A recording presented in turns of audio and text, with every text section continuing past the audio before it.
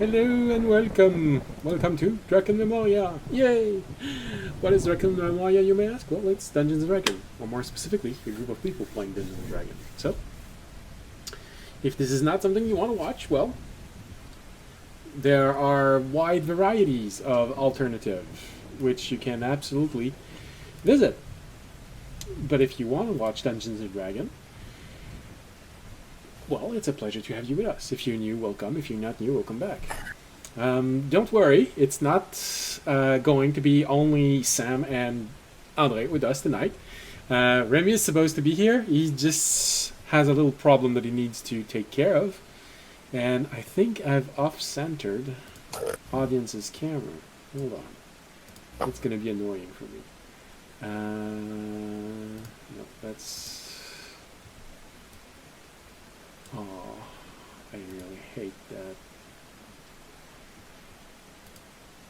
I'm playing with so many cameras that it keeps messing things up. So hold on, that's your camera. Meaning, hey! But we're not in any trouble yet. No, I don't get to decide. I don't get to decide when it pops, though. Alright, so... Hold on. It's to get discounts on my purchasing. No, I'm kidding. Okay, I think it's going to be easier if I settle that camera like this. Hold on. I know. It's disappeared. This... Oh, come on. Why is it doing that? Okay, I think that's going to be... I am George though. And Jorg is sick, so he won't be here tonight.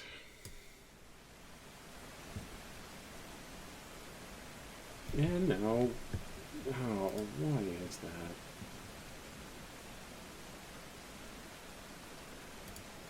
And now Andre's camera is all weird. And here we go. Now we got everything straight. Good. Wonderful. Amazing. Until Remy joins in, and that I'm gonna have to read. So Everything all over again. Yeah, for hopefully, because I think I have every possibility: 4-player, 3-player, 2-player, and 1-players. And if I've done everything the right way, it means that all I'll have to do is simply shift between those settings, and the camera will reset themselves properly. I might have to change the order, because depending on who joined when, we could find Remy in Georg's place. So, but for now, that's gonna work. All right, so can you go check on Twitch to make sure that the sound is going there properly, and that you can hear yourselves talk? Because the sound test says that everything works, but you know.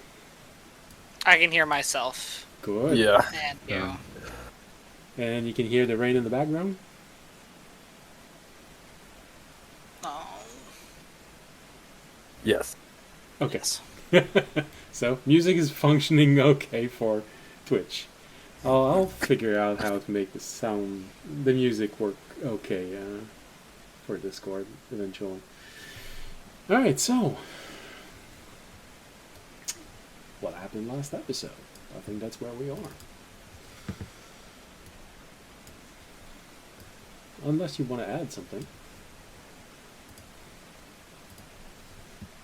It's been a while since nobody ate something. We don't have any unwilling sponsors. I just finished dinner. it. Yeah. Yeah. Okay.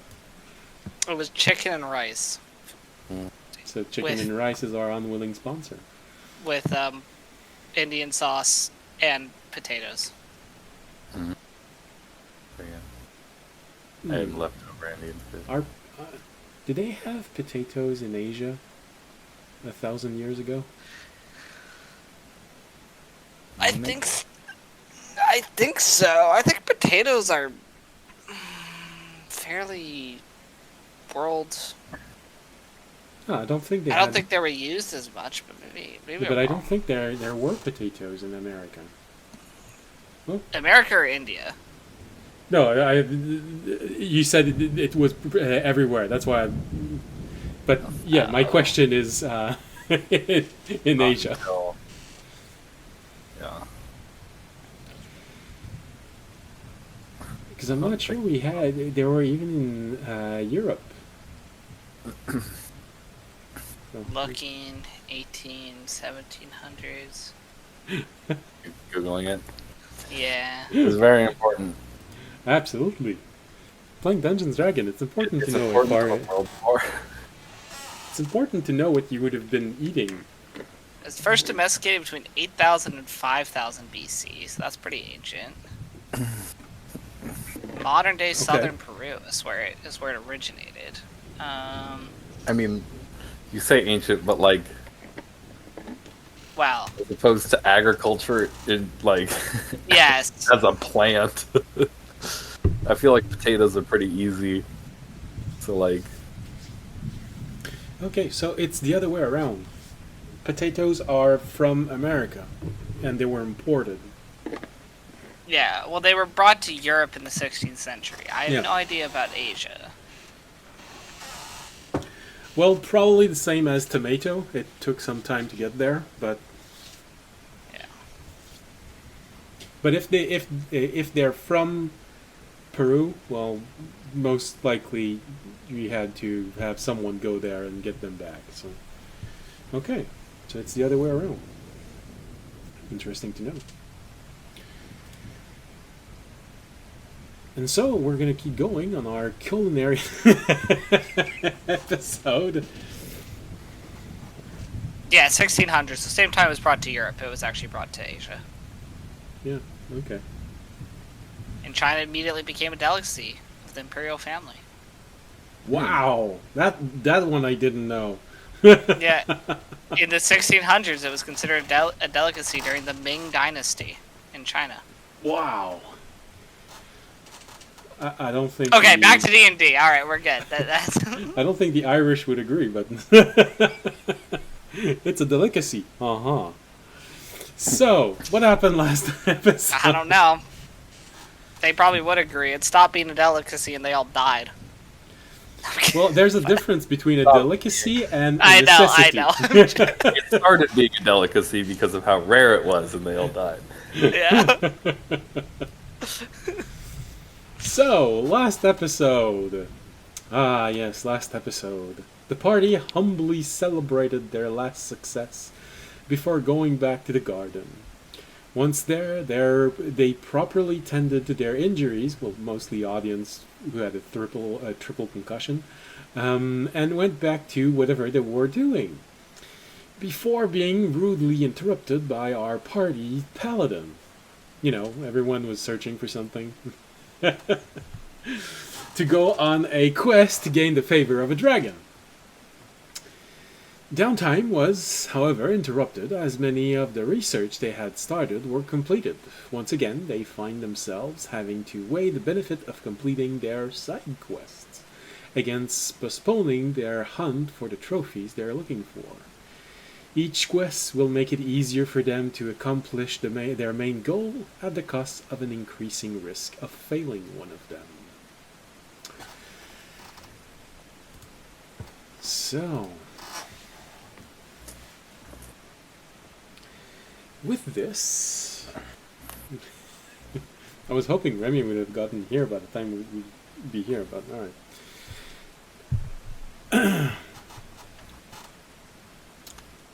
Audience, you probably have a few minutes to catch up with the group as you wake up in the infirmary of the garden. You know, it's sort of an odd contrast. You had a full belly, you know, it wasn't complex food, but we don't need a storm. We don't need a storm.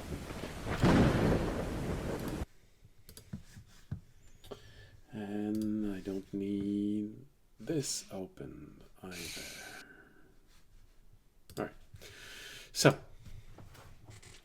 it was an odd contrast. You ate abundant food for a monastery, so in many ways, because you are a champion of a folk champion in your background, you probably would have wanted a heartier meal, but they're monks, so it's abundant peasant food.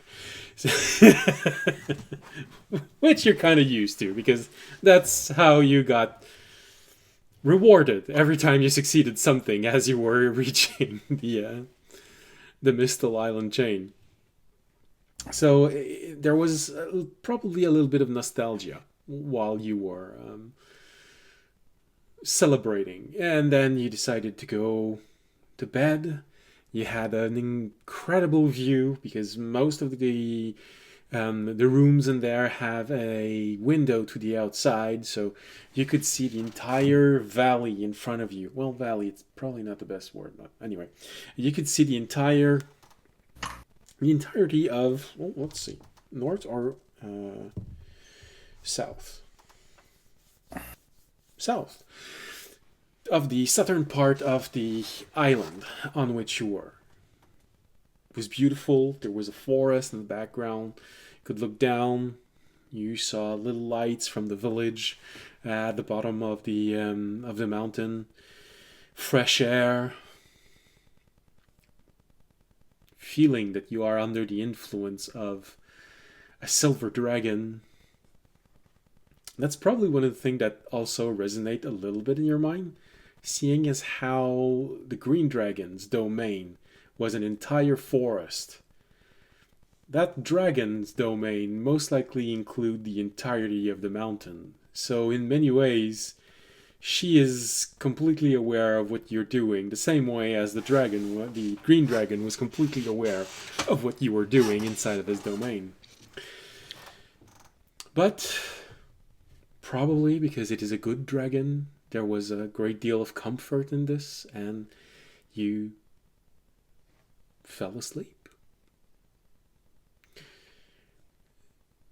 And then you wake up in the infirmary of the garden with a splitting headache. Nope. I guess I was more tired than I thought. Roll a Constitution save for permanent brain damage. Concussion. Oh, I thought that was his permanent state. That's going to be a 19, so I think I'm okay. There you go. But the garden is very competent. Don't worry. You don't find yourself with permanent brain damage. But when you wake up... You just get early onset dementia. Well, he is talking to God, so I think it's a little late. So... that's not the one here. Let's Guest of the Garden. Here we go. Alright. Don't want to mess up the names. Yeah, head medical officer. So, Kamitai is not too far away. You recognize it, because you're still not sure if they're male or female. Some of them, their voice are pretty androgynous.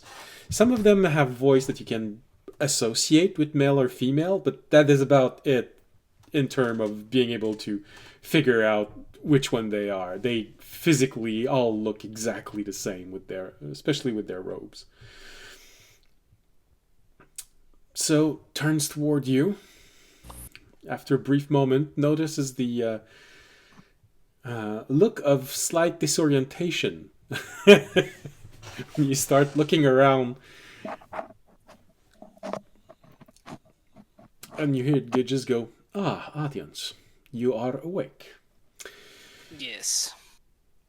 Well, do not worry. You are in the garden, as you can see. Your friend escorted you back here and he takes a huge leather ball, and the way it has it in his hand. You can see the inscription, part of the inscription on the side, saying "so disappointing." So immediately you figure out what you've been hit by during your sleep. Yeah. I'm like, oh yeah, that happens. Yes, and multiple time. Don't worry. No permanent damage has been incurred. There were, after all, minor concussions. And then he realized that you don't know what a concussion is exactly, so he explains it to you the same way that he explained it to your entire party.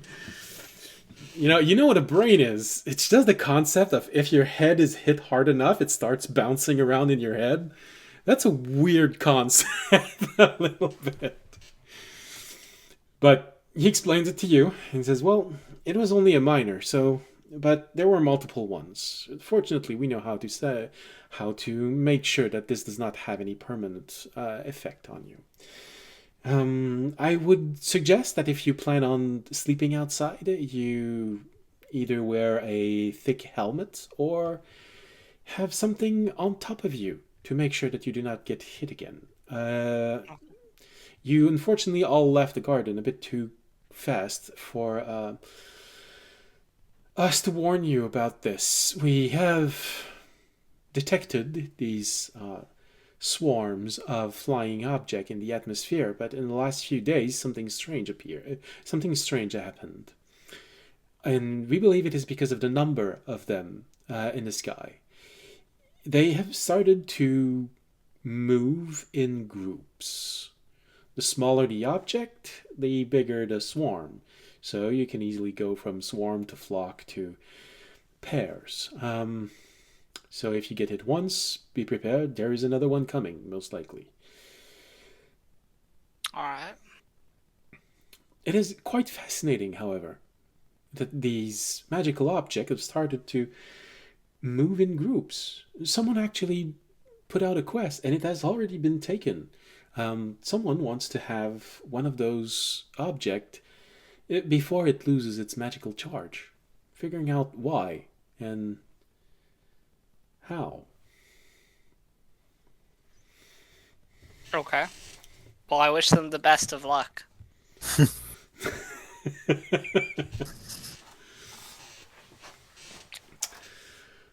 Well then, you have missed the greater part of the day sleeping, but I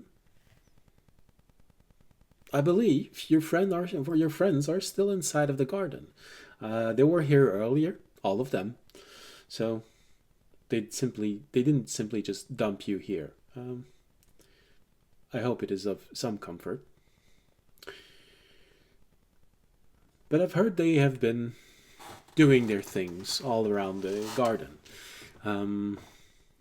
Rumors of one having reached the commercial district, and one hasn't been having been seen in the knowledge quarter, and your tree friend has been giving out reward for part of the quest that he has put up on the quests board, as you all call it. Nice. Sounds like they've been keeping busy.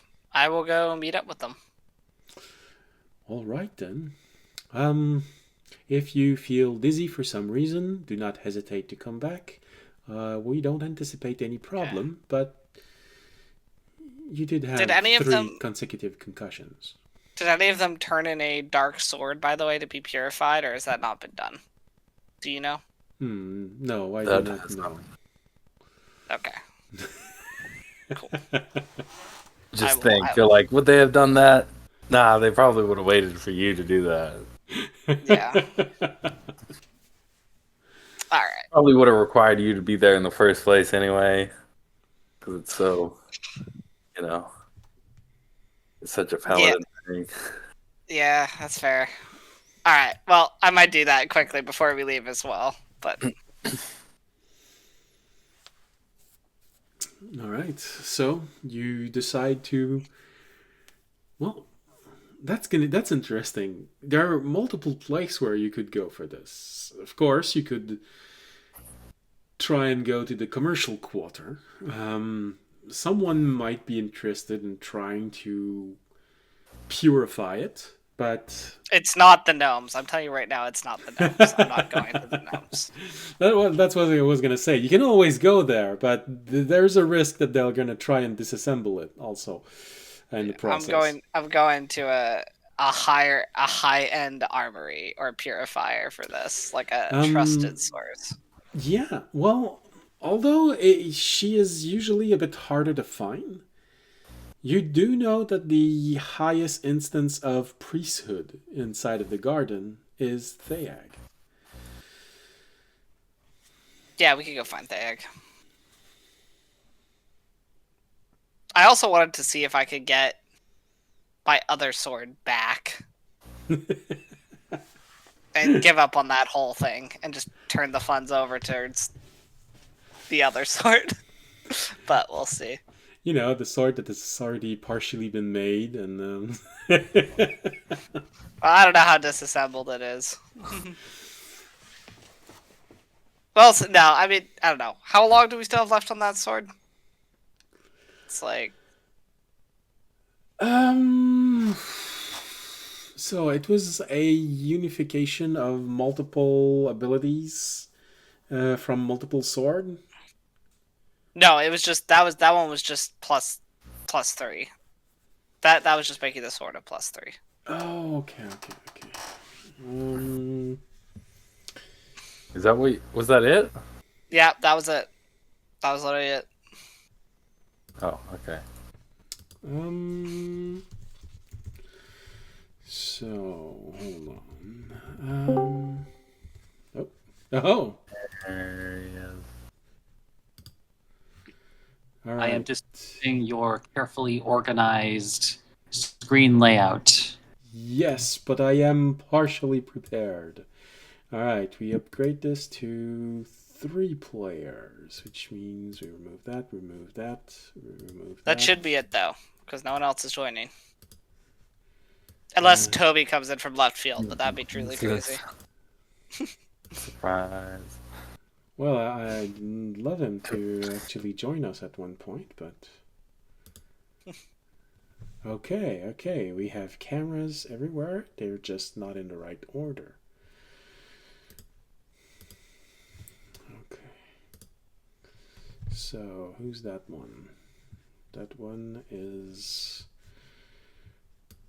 camera with me in it. So, this one goes dark. This one is audience, so he goes down here. Come on!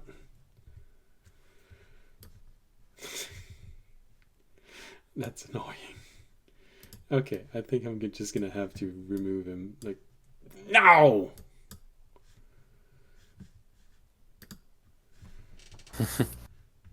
And I can't see. What happened? What's the change that happened? Oh, good lord.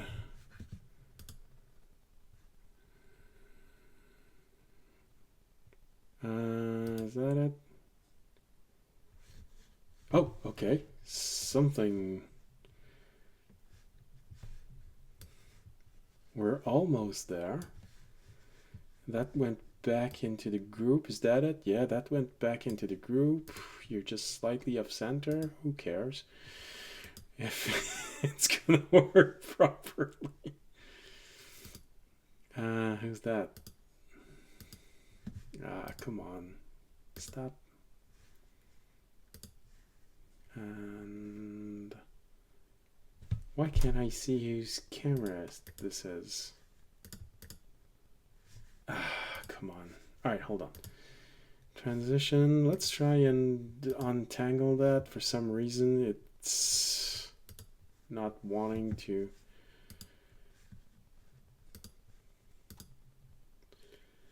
Alright, what's happening here? We got 3 players. We're good. Why can't I see which one of you that is? Okay, that is audience.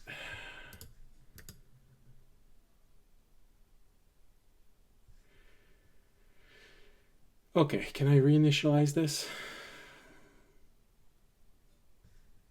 Something happened to that camera, and now it's annoying the heck out of me.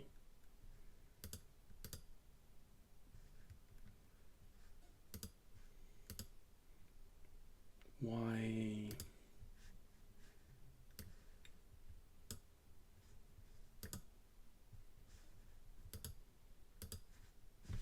Why can't I move it?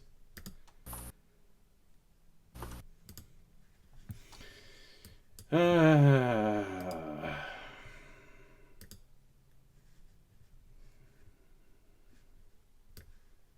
tell me I'm gonna have to redo. Okay, something moved here. No, something didn't move here.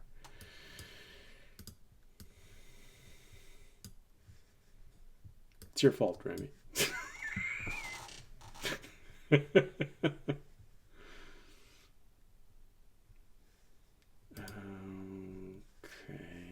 let's.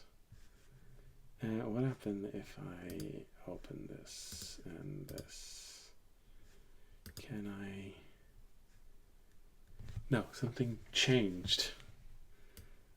Yeah, I think you're muted, or I lost the sound. Hmm? Oh, I didn't realize I muted. Oh, so I don't remember. Oh, okay, never mind. I was just making a joke about how, like, I mean, it's not my fault that the back door was locked. If you just left the back door unlocked, none of this would have happened. Moral of the story, kids, don't lock your back doors.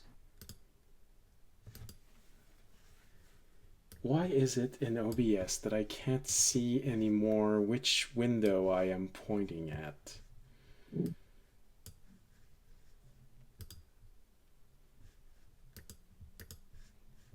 And now everything is out of place.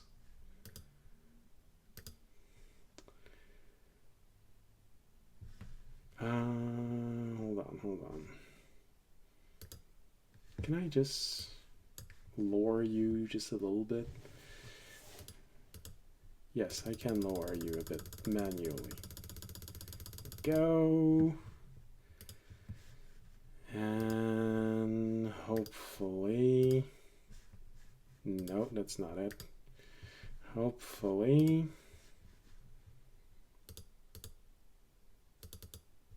Okay, I don't know who that is, but that's not someone that's been showing. And no, that's not what I want. Is that it? No, that's audience. Okay.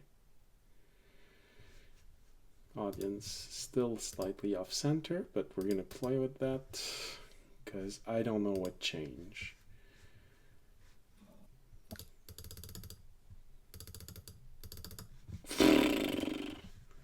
Well, we're not in the same location in the universe as we were last week.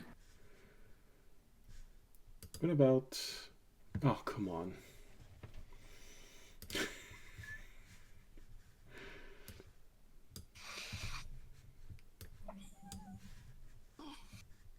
Oh, that's really, really, really annoying. Why?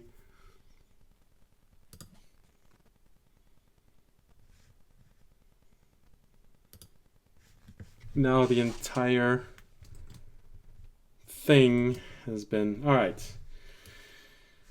Fisher, I don't know why your camera is off center and I can't put it back into its place. I don't know why. I don't know...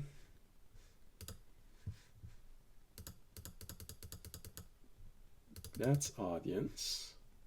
It's not that bad. Yeah, well... And I don't know...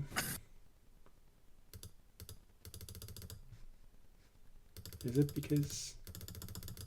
Okay. Here you go. Alright, you're in the center. That's gonna be it until the break, guys. Something weird is happening with the cameras. Alright. Do we still have sound? Yes, at least I have sound.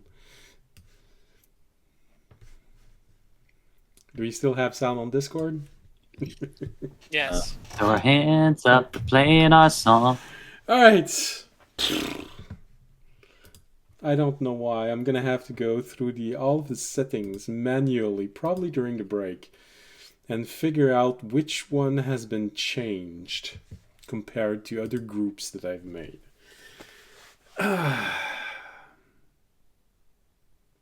Alright. What was I saying before Remy arrived? Oh yeah. Something about the highest instance. The sword. Yeah. I was looking for how long the sword takes to be adjusted. Yeah. Come on. Okay. Oh, good. I didn't delete any pages in my book. Okay, it's not someone trying to talk to me. Yeah, good.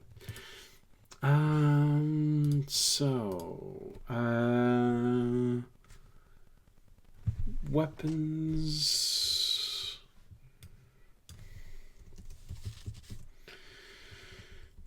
+3 weapons. I think they're very rare.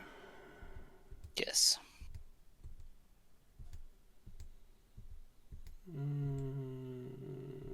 I think we had a couple weeks left or something last time I asked, but I don't remember. Yeah, but that's a bit what I'm trying to figure out, because I think you asked that before going to Tobiashi's monastery, which means you are days away from it being completed.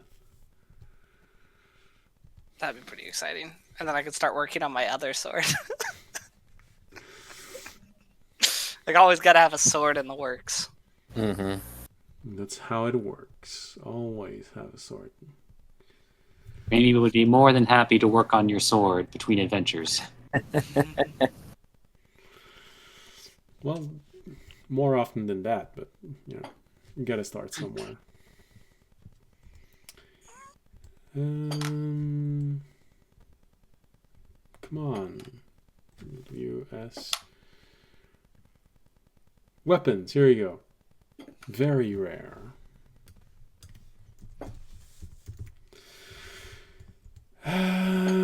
Very rare. That's 50,000. Okay, so it's 10,000 divided by 50. That's divided by 8. Does that sound right to you? About a month to make? Yeah, I think that's what it was before. Okay. If I remember correctly, you did that immediately after you got back from the other plane, which means you spent 3 weeks on vacation, 1 week in Tobiashi's monastery. You are literally days away from it being completed, so you can't transfer. Yeah, no, that's fine. Okay, I'll just get it. It like how many days? Like 1 day, 2 day? Yeah, that sounds about right. All right, we could literally probably just wait a day for me to pick it up if it's a day. Or just do like one small quest and then come back and we'll be ready.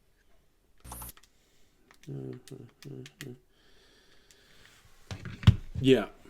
All right. So. Yeah, that's fine. I'll go pick it up in a day.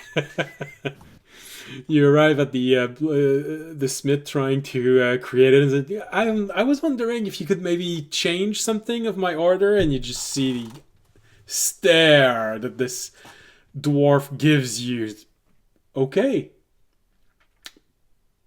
You can finish it as is.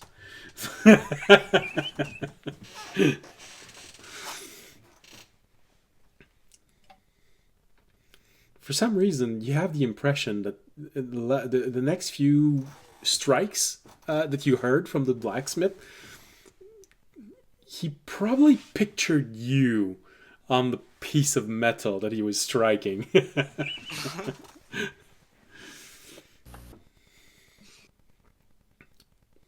Especially that hit that's hit that would be considered a smite if you had holy powers. That was really close to the guard. You know, it felt personal for some reason. All of your genitals went when you saw the hit. Okay, good. Good talk. Well, good talk. I'm gonna go. Then I'll go back to what I was originally doing, which is to find what's her name? Thayag. Thayag to drop off the other sword. All right.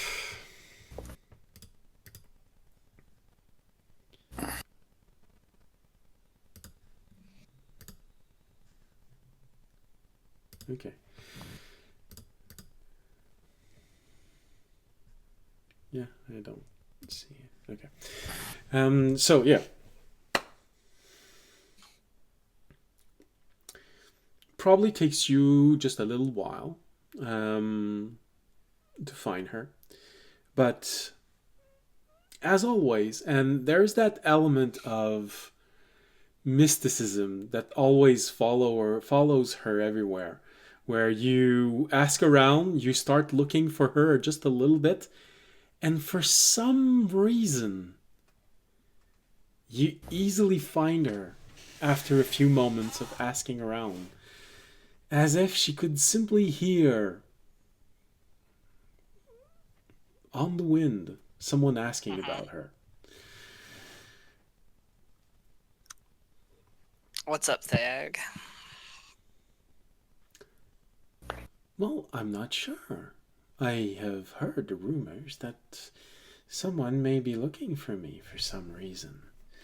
And Yes. I have suspicions that it might be relating to something that feels incredibly dark following you around. Yes, we our party on our last mission defeated a very strong dark paladin. Oh, it's been a while since I've heard them referred like that. Yeah. And he had a holy avenger on him that had been corrupted, obviously. And I was wondering if there was a way to purify it or turn it back into a sword for the light.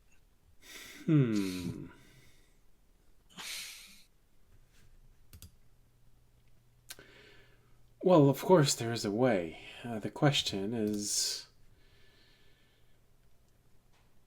how to do it in an amount of time which is reasonable. Because I am getting the impression that time is slowly catching up to you all. There was... Would that metal be of any use? That metal that I got, that I also had purified from the very beginning. Was there any way we could use a similar process to that, or is it different? You know what metal I'm talking about, right? Yes, the one of course. Yeah. I don't think that these process would be compatible. The metal that you brought back, its nature was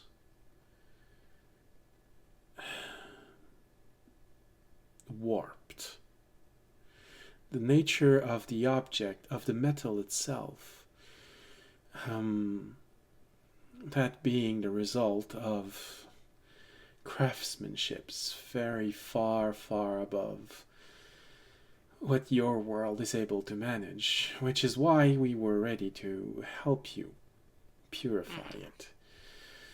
Because it is beyond the means of what your world can accomplish, and something that should not have found itself here, but unfortunately this is not something that we can control, and so it happens. This, however, is very different. This is from your world, and this is something that happened over time, over a lot of time. A lot of hatred, a lot of compromise, a lot of darkness was poured into it repeatedly. It is a process that, of course, is possible. To do it quickly requires very potent magical sources. Ideally, it would be nothing short of the blessing of a god itself granted unto you, or the object. Otherwise, it is the reverse process that it needs to go through. It would need to be exposed to hundreds and hundreds of years of goodwill. I believe that is how they make it. They purify those objects in your world, hidden in catacombs under the greatest of holy cathedral, where these objects are wrapped in powerful parchment, and rituals are done on them weekly. So It is I have an possible. idea, but I don't. It's not like it's a bad. It's just like I'm not sure how we'd. So you know how I can control time in my gem world, or time can be controlled in my gem world. If you can get that blade to be like basically have nothing but goodwill poured onto it, and then control the time for like 100 years, that could technically work. To do it, You don't think that but would there is, yeah. horrendously backfire given the history of some of the people of that world already? No, I definitely think it would. I just.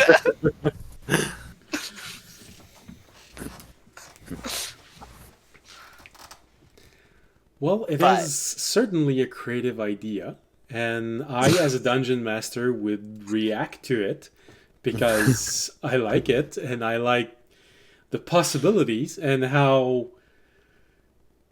horrendously bad this thing can end up being, but not a guarantee that it will go bad. It will depend on the people of the world itself, because they will be submitted to that, and whatever they build on it Yeah. will need to have daily care. There is a risk of corruption, of spilling, but if it works, you will not only inherit a powerful weapon, but you might actually create something incredible inside of that world, and it will have your face, most likely. Yeah, I'm wondering if it's slightly breaking my promise though to even put that risk in that world. For Well, somewhat selfish reasons. let's just say that But- whatever you do, if you decide to do this, it is a high risk, high reward situation. Yeah. And you'd still need probably some help, because when you get in there, you're not completely. It's not just you that it's there. It's a manifestation of you. You'd need to find someone, most likely a mage. I know you don't like them, but we all have to make Yeah. sacrifices. To figure out how to transform everything you are, including your objects, into that ethereal form, so you can bring them inside, and you literally need to incarnate yourself in there. Audience may be forced to spend a few years in there. Which I could technically, I know I can do in literally like 10 minutes, but Yeah. Oh, for everyone else looking at this, it's gonna happen in, yeah, probably less than 10 minutes. It's probably gonna be a minute or so. I might try something tonight, see if there's the possibility of it. I might go check out that world and see if I can see the potential or if the risk is too high. All right. All right. I'll say I might have an idea, but I mean, you can let me. I might have an idea of something that would accomplish it in a somewhat faster sense. Well, Thayag would respond to that. Well, if you think you have an answer, that is certainly something we encourage. I mean, I don't know why I keep it. I just tell her. I'd tell her what I thought of. But I'd also state my worry and risk for something that might pose on the world by putting this dark energy in there. Well, yes, there is. Takes a little bit of time. You explain it all to her. As she goes, Well,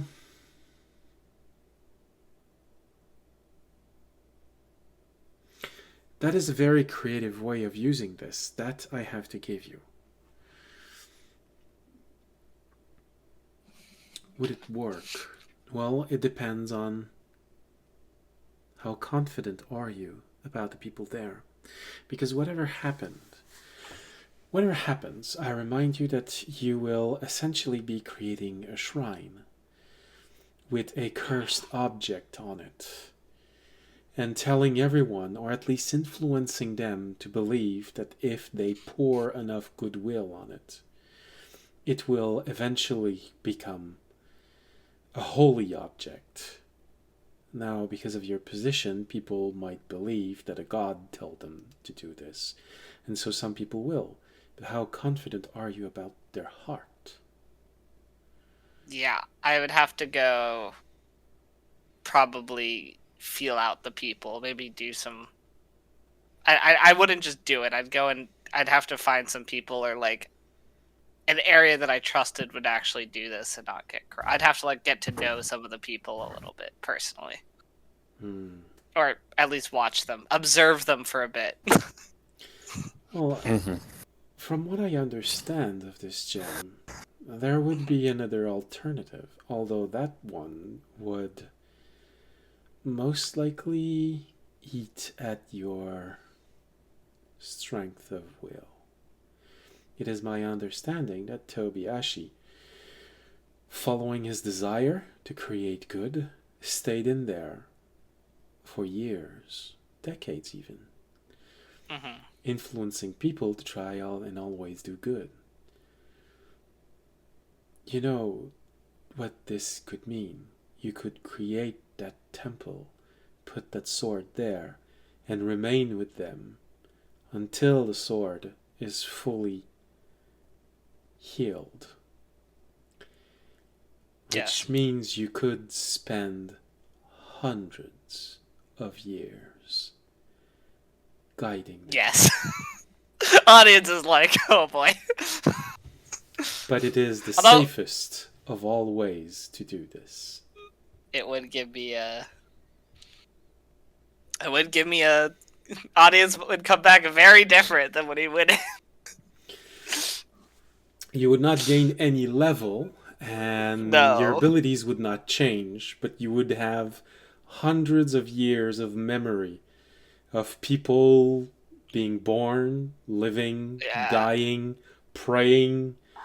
You would also see how your religion evolves unhindered by anything you've ever done, how good or bad it can eventually get. You'd Audience is now see just imagining the You'd probably see the birth of cities. And if you bring a little bit of dust, you could probably even create more landmass, new geographical component. Have we used the radiant dust yet? No. That would definitely create a sacred place. Because it responds to how you think, you could technically create the first version of a pantheon using divine dust. I do feel like using radiant dust would up the chances of the sword not corrupting if I made a shrine like surrounded by protective like radiant energy. But I'll have to talk to the party. All right, thank you. Some ideas.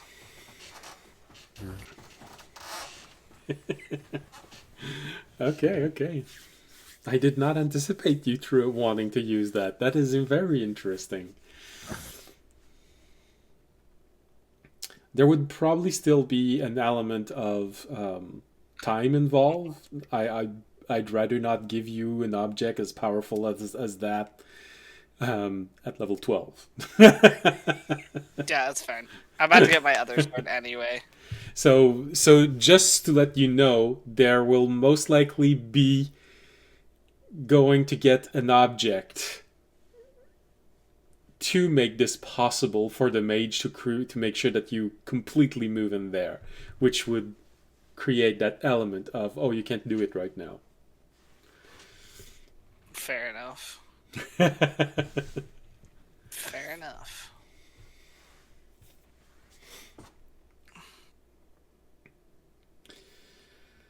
All right.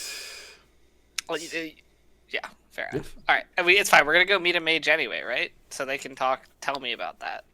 It's already set up. Oh, So we have to go meet a mage for the rod. Fisher is already researching magic, so there are mages in there. The mage, Yeah. the most powerful mage among the heroes, which is the elven mage, has given you information. Of course, you can always go back to him. Danirsa, although is powerful, is about as powerful as you in equivalent level, I mean, as all of you. Of course, audience has outside possibilities with Amiali's sister, who is more powerful than you, a higher level mage as well. Although she is a divine, specialized in divining, but she's still a mage. Yeah, I can go check. Well, it's fine. I have plenty of avenues for that. We have that. All right. I am good on the sword for now. I will go find the rest of the party. I have ideas and I have steps I know to take to start working towards those ideas. All right.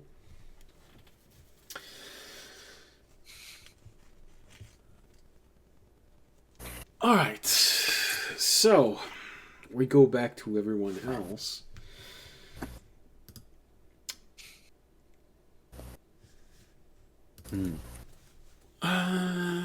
Fisher, you've been researching all day long. What has been Remy doing all day long?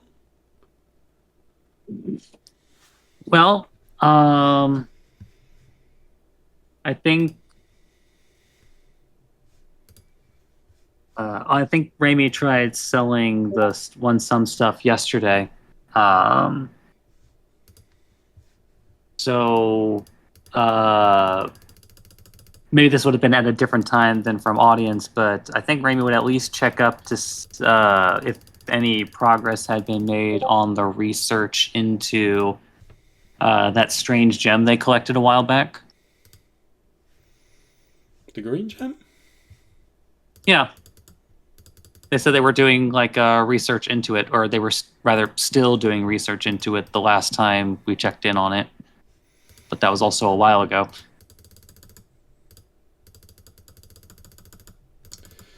In fact, now that I think about it, that was before the dream. Because there was that whole thing where... it's a good thing we didn't collect the gem before we went into the dream, because otherwise that would have made things way harder for ourselves. Yeah, that's... it was before the dream. Yeah, no. Because you've learned... that's right. You learned a few elements when you came back from the dream. About what the gem would have done. It would have acted as a beacon. That's how everyone would have... You would literally have been highlighted all the time that you had been there. The research that had been done on it showed that it was intended to be a way to go where the aberration came from. So essentially, the goal of it was to create a protection for people trying to get there, and to, at the very least, explore the realm where they came from.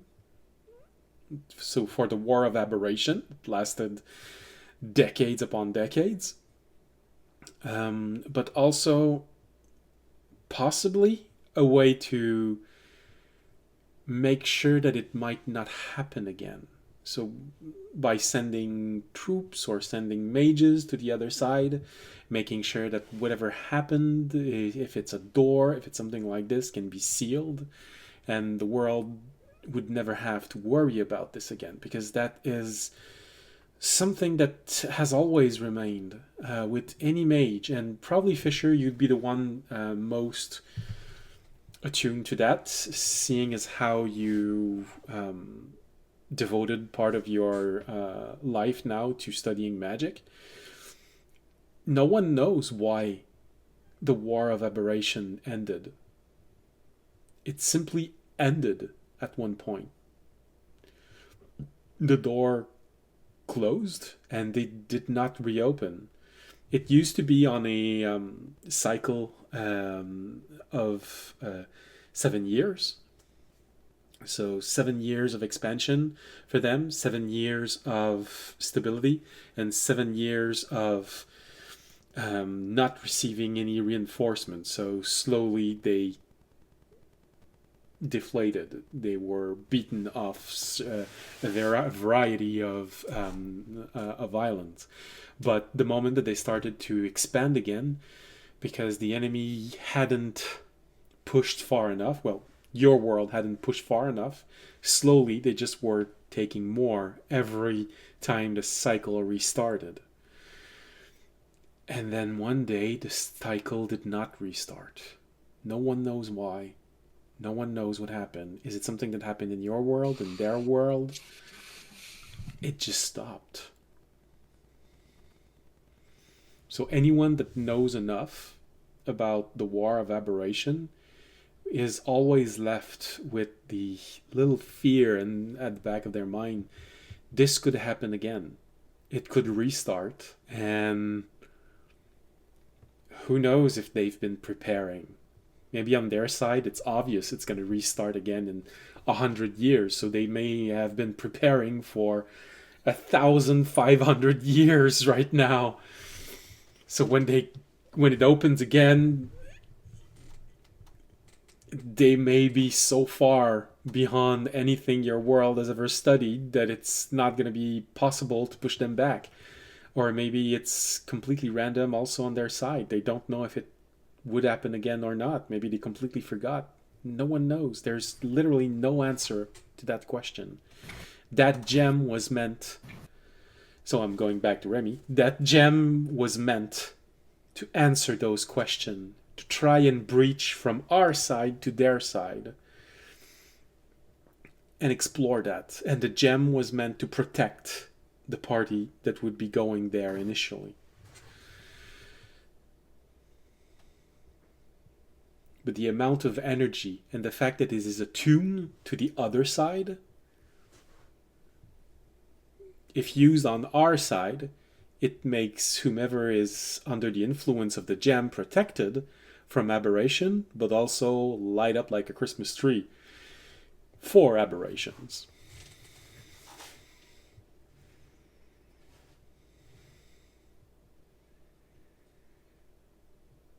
Who wants to start the end of the world? I mean, Everyone slowly turns to audience.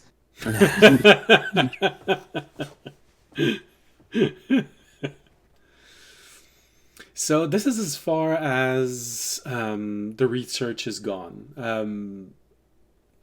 They're pretty sure about the use of it. They've identified the main power, which is protecting you from the influence of literally another plane of existence, which could have different rules of being. Anyone who studied magic would know that if you try to, for example, slip inside of a shard that is for fire elemental, if you don't have any protection, you just burst into flame the moment you enter there, and that's it. If you try to go inside of an earth shard, well, you simply find yourself encased in earth. And that's it. You die, like Star Trek when you phase into through a wall.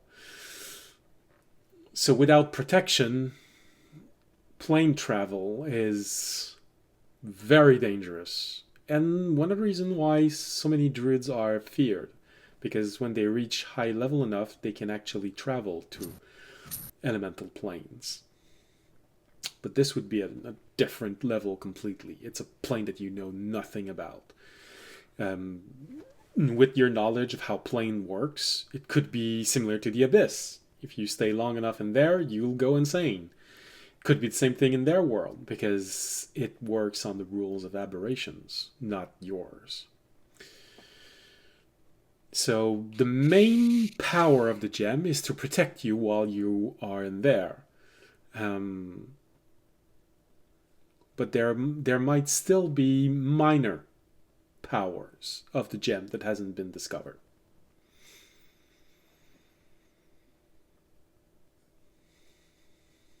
Seeing as it was made to find information, it probably could have minor powers that would help you on that quest. Those powers haven't been identified yet, if they are there. So you could say that the research has been done 80%. There's still that little... That's 80%. Next time we come by, 81%. Next time we come by, 99%. And then it's stuck on 99% for the rest of the adventure. Yeah. Except that one time you arrive and it said 98%. Wasn't it 99?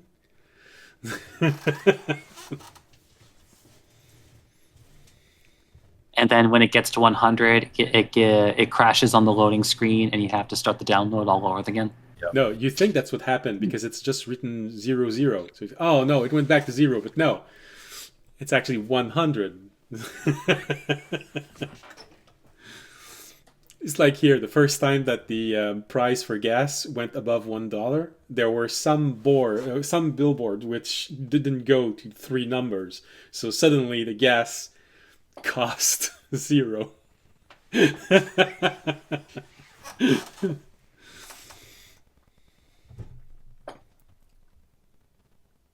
So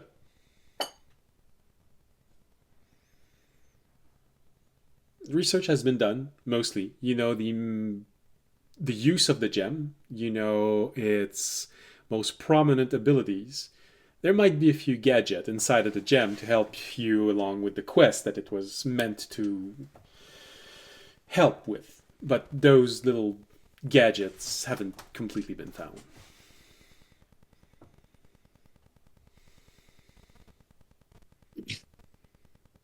Yeah.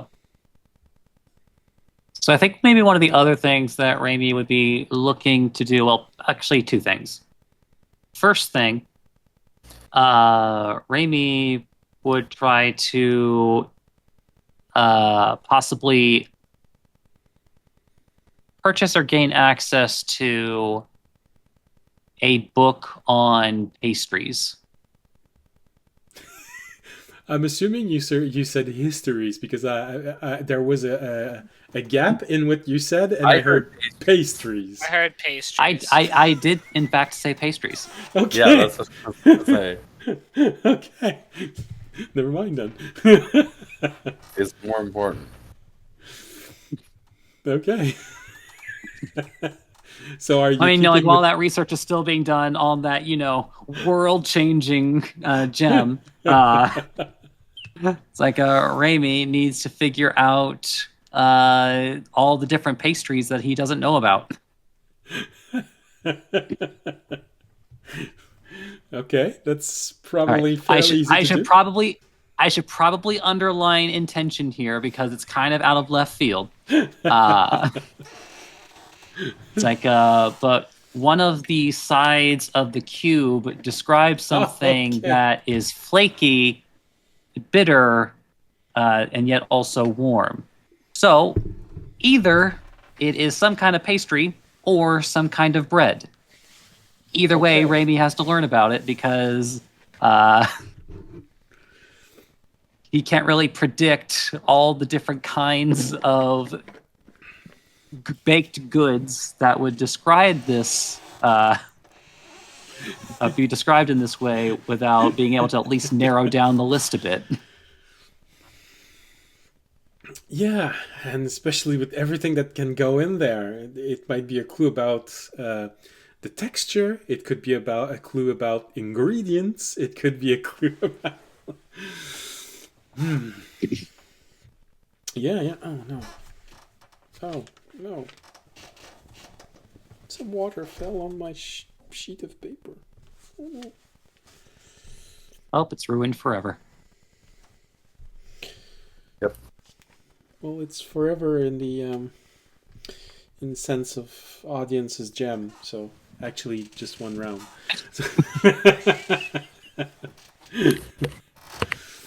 Well, it's just interesting to think about how just like being exposed to a little bit of water basically permanently changes how that piece of paper acts for the rest of his existence. Yeah. Yeah. Well, again, much like life, Yeah. it only takes but a single change, even the smallest one, You know, that can make the biggest best of differences. example, the best example of that is if you take a person, you take a sword, you slide the sword into the person, and it changes the life of that person forever. True. Also true. If you give a man a fire, he'll be warm for a night. If you set the man on fire, he will be warm for the rest of his life. A bit more gruesome, but yeah, I can't say that it's not true. I guess it Right. depends on your opinion of like being stabbed versus being set on fire. And you know, the only people who would know, well, are probably dead. Yeah, but since when has that been a problem in Dungeons and Dragons? It was only a flesh wound. Oh, he's dead. Hold on, I gotta ask him a question. Talk to undead. Talk to the dead. I have a question for you. So, But yeah, so Raimi is basically looking to acquire research on different baked goods and pastries and to help him narrow down. It's like and I think the second thing that he wants is a tuning fork. okay. More specifically, in case we run into a particular situation at some point in the future, he'd really like a tuning fork that is attuned to our plane of existence. Smart. Well, the tuning fork itself is probably the easiest thing you can find. You can just go inside of a shop that sells musical instruments, and you're gonna find one. Attuning it to this plane of existence so that it acts as an anchor, you're probably gonna need a mage, but you also have ample choices for that, and it's probably not gonna be very hard to do. Is there a gold value to this in the spell?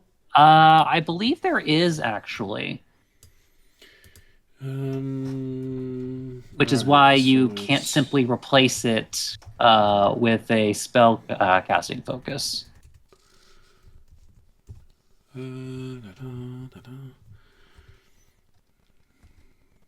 alright.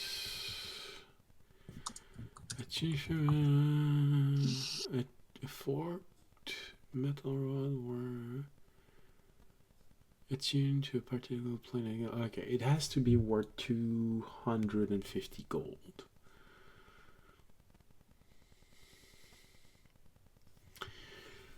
Well, that's... And it doesn't state that it's going to be consumed, so that's good.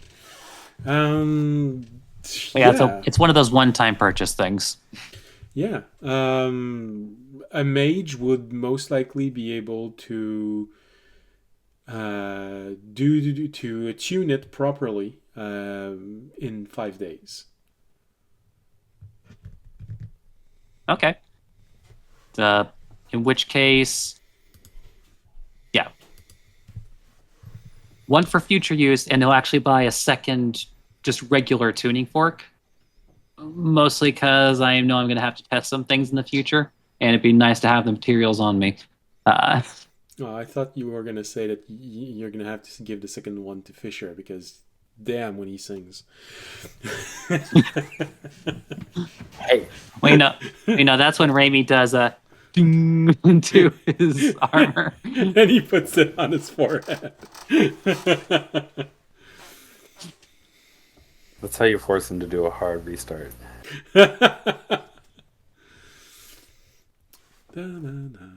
You need 4.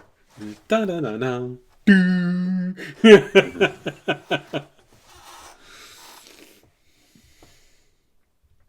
right. So yeah, that's easy enough. I will include the 250 gold that it needs with the price of buying the on the tuning fork. So it will be 250 total, not 251. 250 what? Excuse me while I go shove more random stuff into Raimi's sack for later use. Every time someone says the word shove, I get nervous. I have had a player ask me if they could put the entrance to a bag, not to a bag, to a portable hole, on their hole. Interesting. Well, I've had a person that decided to have his underwear transformed into a underwears of sending. So,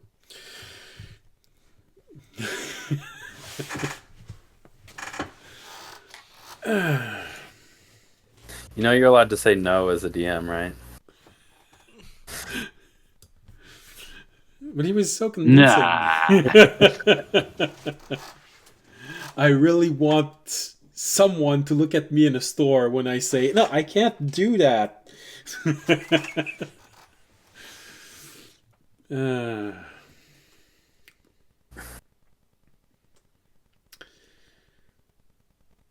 So, audience has some research to do. Oh no, actually he's looking for all of you to ask for permission to do something incredibly dangerous. Alright, so now we know what Remy is doing. Fisher, it's just study. Yep. Alright, well Fisher Gotta is get those fine. spells, man. Before whisked away by my party members on some. Well, oddly Adventure. enough, it sort of ends pretty well, because Remy is gonna go buy the tuning fork, and then he needs to speak to mages to do that. And the best place to find them, unless he wants to give that to gnomes, in that case there could be some unforeseen side effects to it. It's to go to the knowledge quarter, and audience wants to speak with all of you. So apparently you all end up in the knowledge quarter. At the Man, what a coincidence! At the end of the day, just before going to have to go to eat as always, Fisher doesn't want to eat with all of you. What? Well, I guess eat technically. And hang out.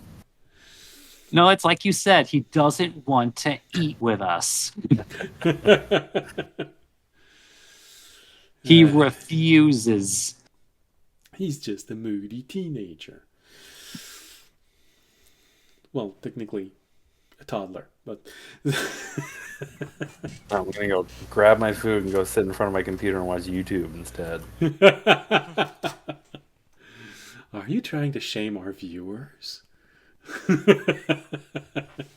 Actually, I feel called out for that one. No, that's self-deprecating humor.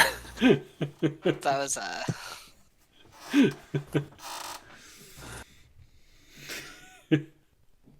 Although, at the very least, when I was on the YouTubes, it's like I was looking at pirated episodes of Cardcaptor Sakura.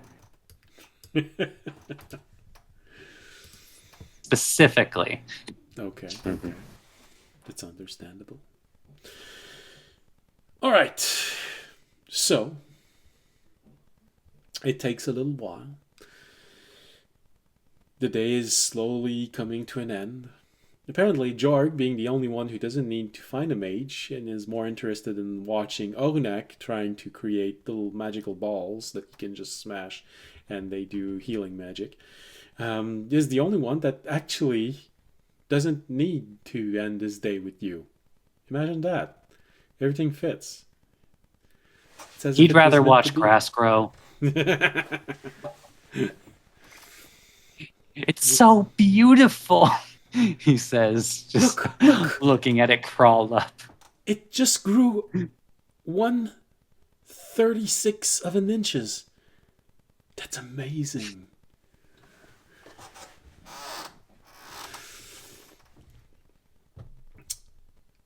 Oh no, this one's not getting enough water.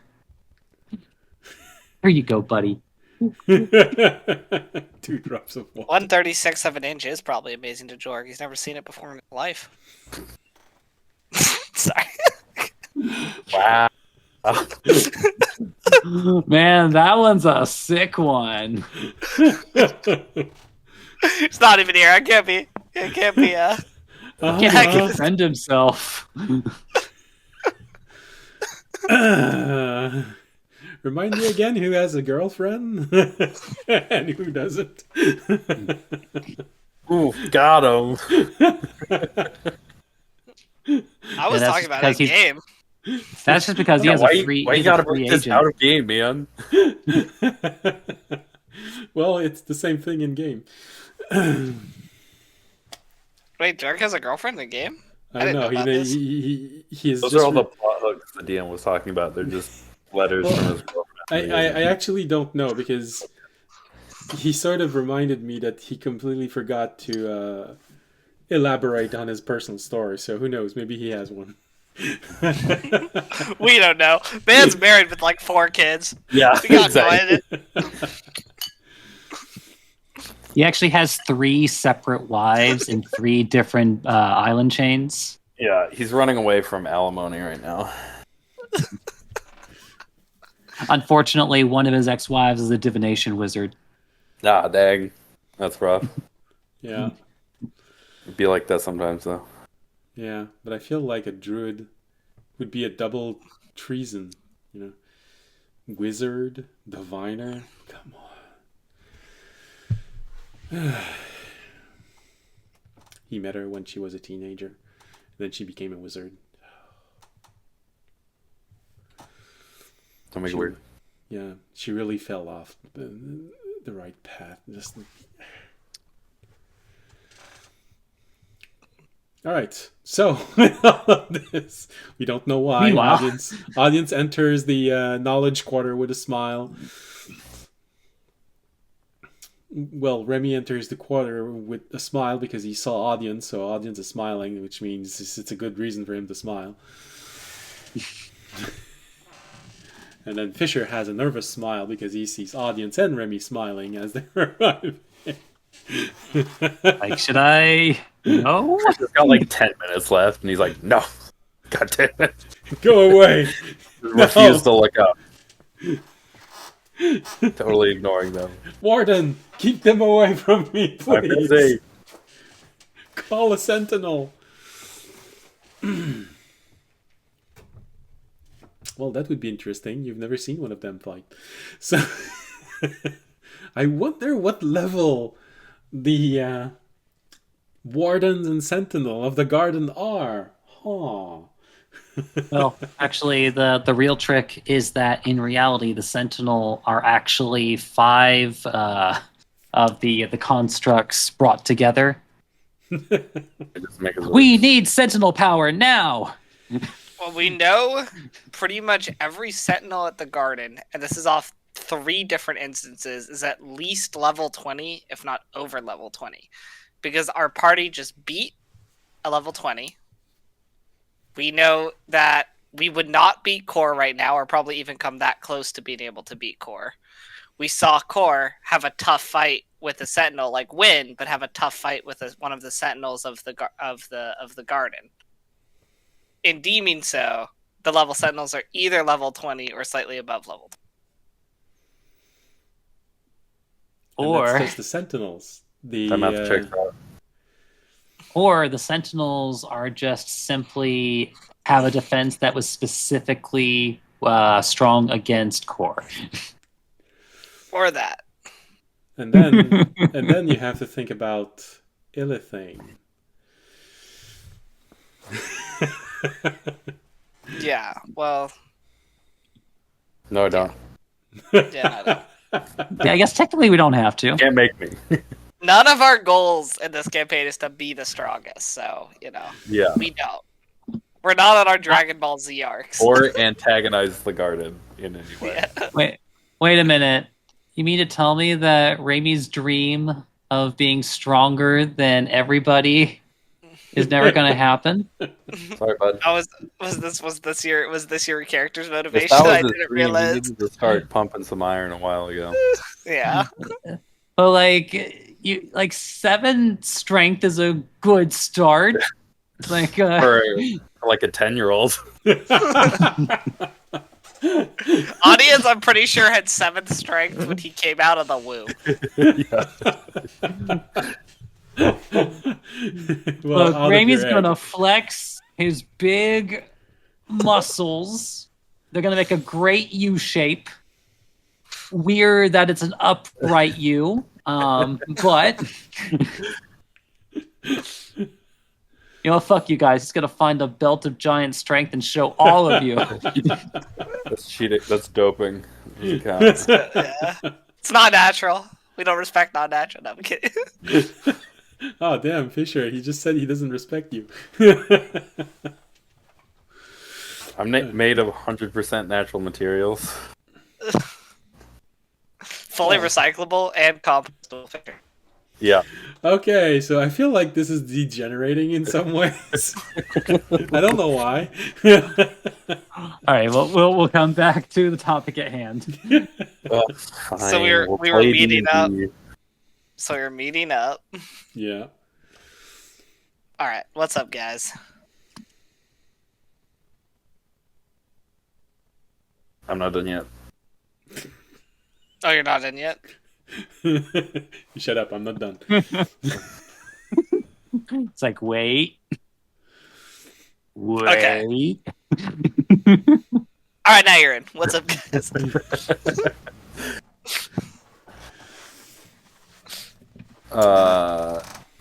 Stuff. The dude found where we sent the magical rod, and he also found the prison island. Okay. Well, one of those things seems a lot easier to go retrieve or do than the other one. Correct. However, it was found and delivered to Wizard in the city that starts with a T, where you're Tolteran. wanted. So Where I'm wanted. Okay, Yes, so for card slightly, stealing. slight complication. Slightly more challenging. Still probably less challenging also than have going to to prison out. steal it from that person. Or, I mean, we might be able to just ask nicely. Yeah, they might want I mean, something they're probably in return. studying it anyway. Yeah. So, Good thing I can just teleport into their room. No, I'm kidding. I wouldn't do that. Well, you can teleport inside of their city. You've never seen the inside of the mage laboratory, so. I also would not teleport inside a mage laboratory due to potential counterwards from teleportation being on that. Really? Are you sure? Yes. Okay. Cool. We should probably start with going and getting the poll then at some point soon.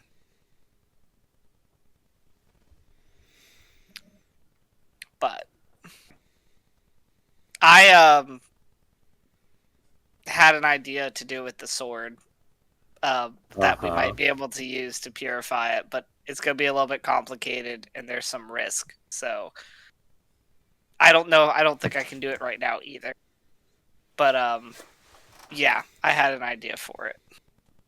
all right. I'll tell them the idea. Did you change your screen side? What? Because we have you on profile right now. You're not looking at us anymore.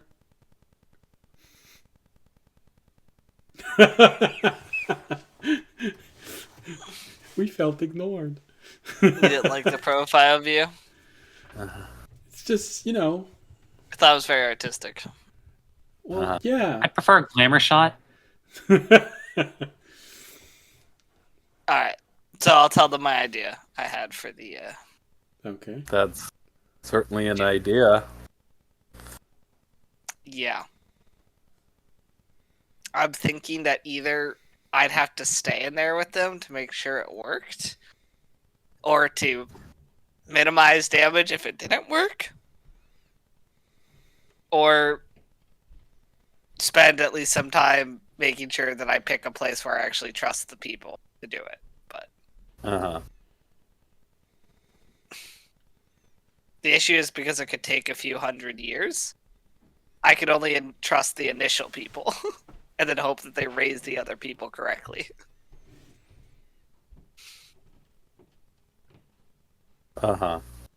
So, yeah, some complication with that, but an idea to do it within a shorter time frame than Theag's idea of like a few hundred years or getting it directly blessed by an actual entity.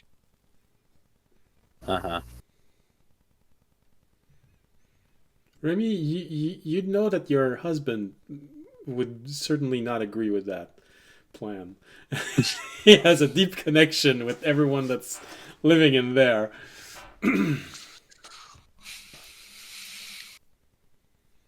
Maybe it gives the motion. Yes, for me. I know Toby would probably not be happy about it, but that's just because he doesn't see the big picture. Yeah, he doesn't use weapons when he fights, so he doesn't understand how cool of a sword it is. Audience is like, if you just saw what the sword did. Yeah. Yeah. I mean, we did see what the sword did. Just to us. It was... He didn't, though. He didn't. Yeah. It also really wouldn't have done as much to him. No, it would not have. Alright, so that's what I work with paladins. That's what I did. Also, my other sword's gonna be ready in like tomorrow. So that's cool. So I can like go pick that up. Cool. Which we might want to do before we go on another quest. But I'm totally cool to hang out for another day. Yeah. Well, I don't even know what time tomorrow. But in here. Yeah. I don't know what time tomorrow, but it's because it might be morning. I don't know. Was it morning tomorrow or evening tomorrow? Ready? Probably in the second part of the day, I would say. Okay, that's fine. Then yeah, we can spend another day here before, unless you want to go visit Although, honestly, we might want to go visit the wizard towards night anyway, since I am wanted and it's easier to sneak around at night. Uh-huh. And anyway, one of you needs to go get Tobiashi's branch tomorrow. We do also need to go get Toby's branch. But that should be very quick. Yeah. I like the way you said that. Can't we have someone else go get Toby's branch? Do we have to go get Toby's branch? I feel like, well, maybe Raimi feels like, as Tobayashi's husband, that it's probably best that if they're picking up something in his name, that they at least be physically there to retrieve it. Okay. See, the audience would have just paid someone to go pick it up, but Yeah. Well, that's because you don't value Tobiashi all that much, but I do. I just don't know if I value his branch to like turn a demon spider that much.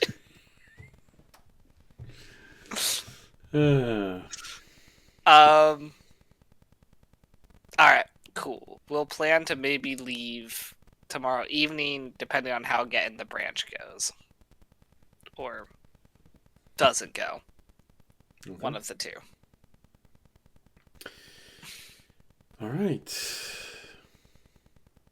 So with this, you all look at one another. You hear audience's stomach growling, and then you hear Remy making the sound of a stomach growling. And most likely audience's stomach growling. So It is a sacred sound. Yep. I call back. So now I'm wondering, what happens if audiences fart? Does Remy copy the sound? It's sacred sound. Sorry, that one was too easy. Well, there is a reason why, at least in English, one name for a fart is a butt trumpet. It's true. Alright, so we're going to the inn to eat and sleep, Yeah. and then heading out. Yeah. Good call. So, does Fisher hang out with the gang, or does he keep doing his research? I've got homework, dude. Fisher got homework. No, he's not gonna hang with the gang. The gang's probably not going to do too much hanging. We're probably going to go eat and then basically go to bed. Yeah. And that's probably exactly what's going to happen. So you all go inside of the inn. You all order. There is a huge sigh on the second floor. You can hear it. It's several gnome. The moment you enter, you just go, oh. And you see a bunch of gnome dispersing. You notice that they all seem to have a little object in their hand. You sort of recognize them as directional lights. We're hoping Fisher was going to be there. Get wrecked. One of them even asks you, is Fisher going to be there tonight? Don't you dare tell him where I am. Never forgive you. I'm going to turn to the gnome and I'm going to say, I'll put 100 gold down that Fisher won't be here tonight. That's insider trade. It's up to him if he takes it. He doesn't have to take the bet. Fair enough. True. I want to test how deep these guys' addictions go. I bet 150 metal that he'll be here, but he goes up to use the bathroom one time. Well, that'd be pretty good stakes on that, because Fisher doesn't go to the bathroom, so Yeah. your odds on that would be pretty good. well, the gnome that you propose this to doesn't react. Just go, oh, okay. He turns around and just says, he's not going to be coming. He's not going to be coming. No, he's not going to be coming. Well, he's pretty sure. And since you can, I think audience can understand Gnomish. Yes. Yes, I can. You understand them. Is he going to be there? No, he's not going to be there. How sure is he? Well, he's pretty sure. He says he would bet 100 gold. Oh, okay. So you see a few of them dispersing, and once they're all gone, you see one last gnome that's still there. He's looking at you. Are you serious about that bet? Yeah, absolutely. So, what is the time window of that bet? That he's gonna be here tonight, so in the next 8 hours. Next 8 hours. Okay.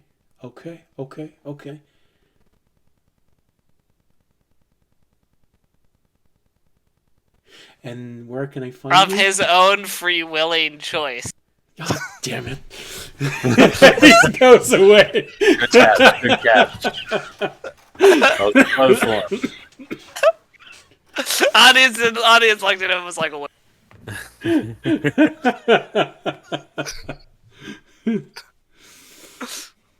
You see the gnome stump away.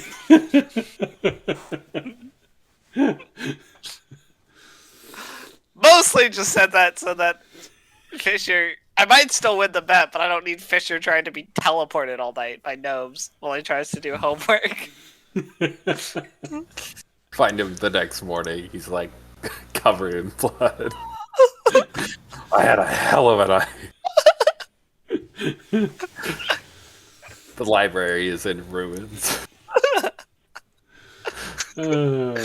Just swarms of dead gnomes being revived Yeah. in quarters. Minutes without incident. It doesn't says anything. Yeah. Yeah, because the guy who's keeping track of it is no longer. All right. So, with this, you eat. You do not make an easy 100 gold. And then you go back to bed. No.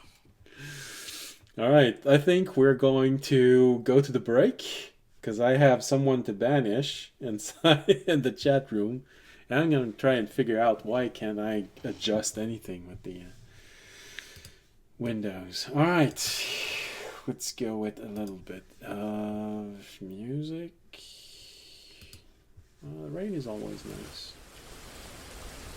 It's soothing. All right. This is the break. All right. See you back in 15 minutes. Bye. Bye.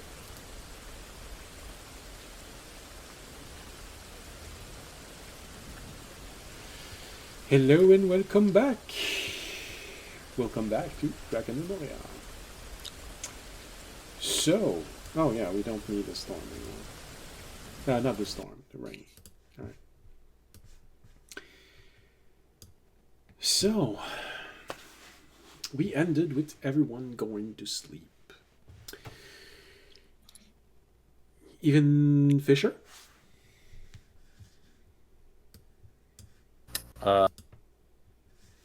You did say you were interested. I don't know if you changed your mind. Yeah.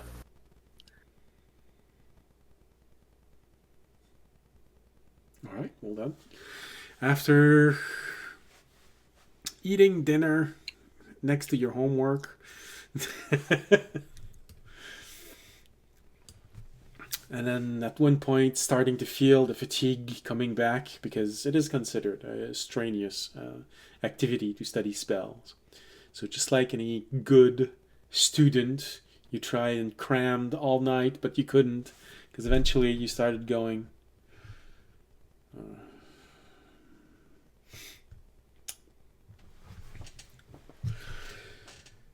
So you go back. Well, you either go to the to a corner in the library and try and get your sentry rest there, and sleep a little before while no one's watching, or you can go back to your quarters.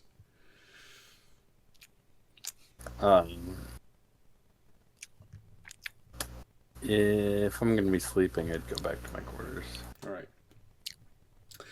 Well, in that case, sleeping is a save, meditating is a roll.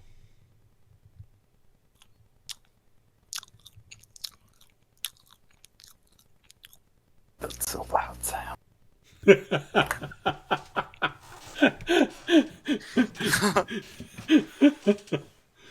So who's sponsoring us? Is it chocolate flaxseed muffins? Hell yeah.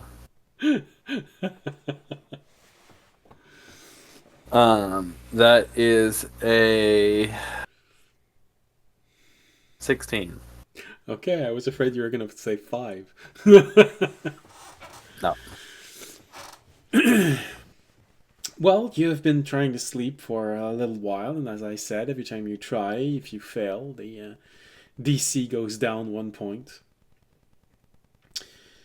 So with that, and only because of that, you managed to fall asleep. Slightly frustrated because, you know, you were seeing that the night was moving forward and it's been a while, and, you know, things always seem to happen, and what you learn from inside of your dream sometimes helps. But it takes you a good part of the night before falling asleep, and then eventually you have that familiar moment of disorientation when the surrounding shifts suddenly. You find yourself completely in the dark for a brief moment. You look around, you can't see or hear anything.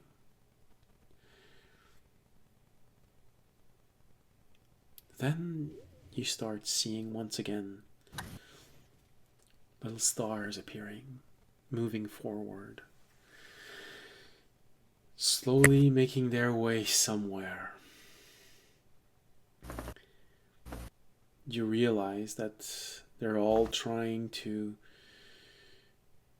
find their way toward a little point of light in the distance. But for some reason, that point of light never seems to get any closer. You see stars, little dots of souls, doing their best to find ways to interact with the outside world. As you've seen them, they struggle, they try to latch on to machines which are complex enough to sustain them. Some of them have figured out a way to snatch a body right after the soul has left it, but before the connection is permanently lost, as if there was a brief moment when the connection between the soul and the body snaps, that the tendrils that are slowly receding can somehow just be grabbed and pulled toward the soul, and they can incarnate themselves in people. But you can feel how difficult it is for all of them, and you can feel that they are your family from a soul point of view, the same way that all humans are part of a soul family.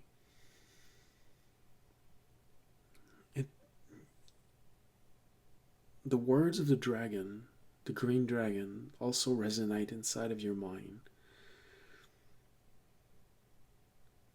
That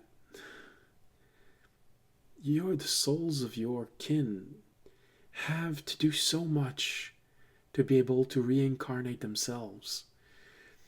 It's so much effort, and so many of them fail and just have to keep going, moving forward. And they seem to be trapped in this large, unending journey, trek through the space between life and wherever the souls come from. You feel for them, especially when you see some of them, how they struggle. They seem desperate. They seem it feels like it hurts them to fail. Not in a way that it damages them as a soul, but that it damages the way that the soul views itself, feel, and it comes back with them when they manage to grab on.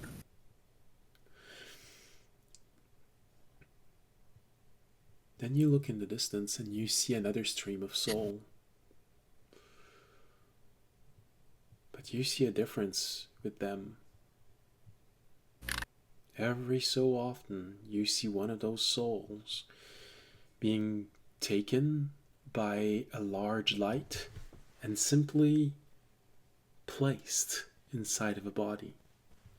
And the fusion is immediate. And that soul gets to reincarnate them itself.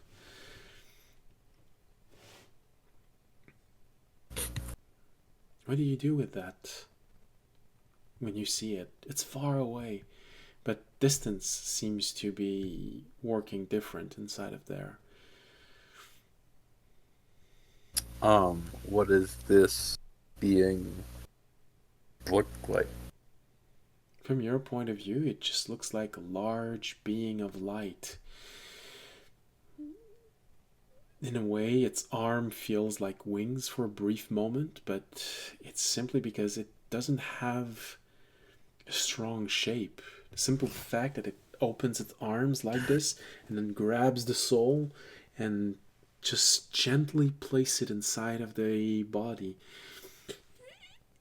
For a brief moment, it looks like an angel that grabs a soul and puts it inside, but you can recognize the form, that it's not actually wings. It's really just whatever that creature is using to simply bless a body with a soul.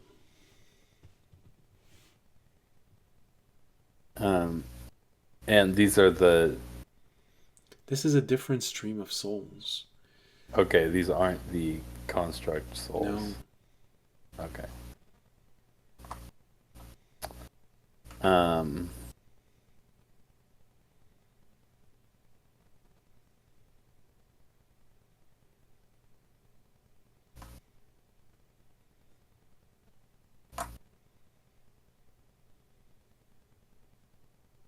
Yeah.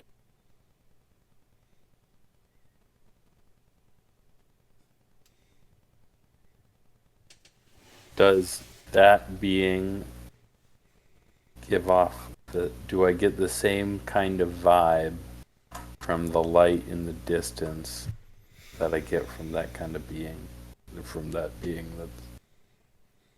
No. No. It is lesser. The being or the light? The beings. Okay. Do you try and approach them? Or do you stay there with your kins, watching those souls way over there, simply being given what your kind has to struggle so hard to have?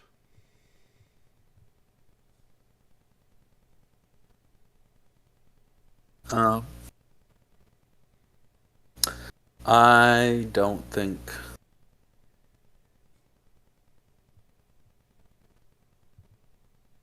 I would approach it.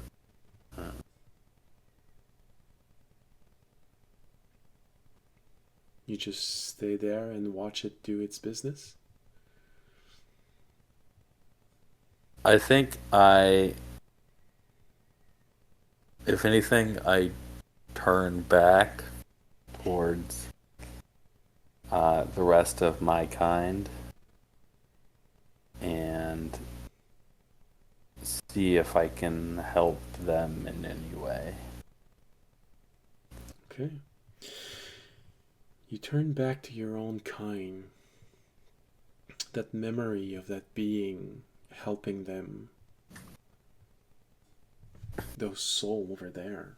Simply incarnate. And you try and help them in some way do the same thing that you managed to do. But you're also unsure about what you should tell them, what you should do. Because even you had a very rough start, meaning that it was difficult for your soul to grab on. And you know that you've been built by a arcane engineer of exceptional talent.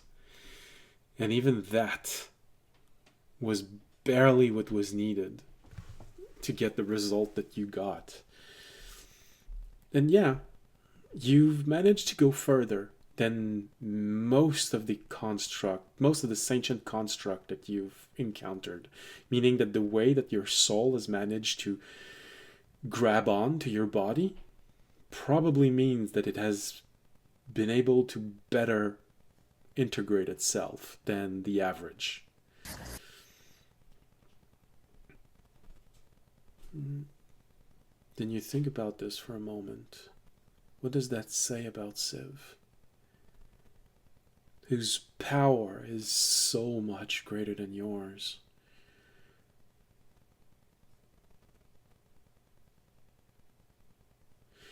And you remember, all of those like him suddenly seem to have been gifted with a soul the moment that they were paired with a symbiont. Something was added to them that placed them in a different category. Something is missing. For your kind, something is missing. That's why your kind struggles. Those being over there, why aren't there any of them amongst you?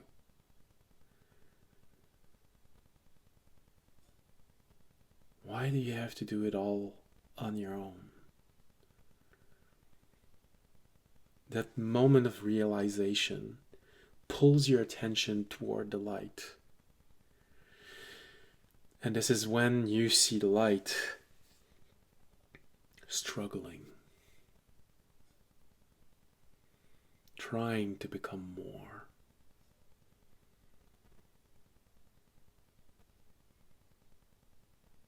But it looks like it's held back by something or contained. At that moment, I wonder how Fisher would handle a investigation roll. I'll give you advantage because you have different angle toward that puzzle from that point of view.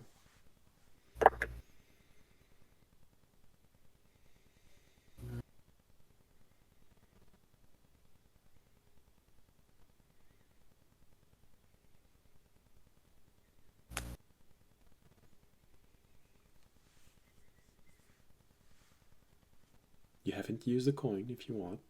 Yeah, that's what I think. I mean, I might as well, right? Yeah. And that's not Easily the best investment I ever made in Fisher. Just like, Yeah. have this coin. Thank you so very much. That is a 20. 20. That's pretty good. Your mind pushes forward, trying to expand itself, trying to figure out what all of these images mean. And then something inside of you tries to push. You feel that sliding explosion inside of you that goes as if something, a heartbeat, was felt. Those being that helps, they're not gods, they're saints. You have no saints in your culture. You have no God in your culture. There's this entity trying to emerge, trying to become more. For the first time, you feel that pull that sends shiver in your body, that sends heat, a sensation that you aren't accustomed to. It goes from the center of your body into your shoulder, into your arms. You even start trembling a little bit.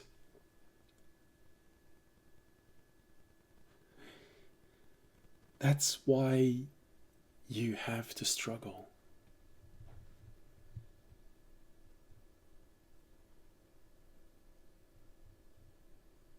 That's why your name resonates so often. That's why you've been called.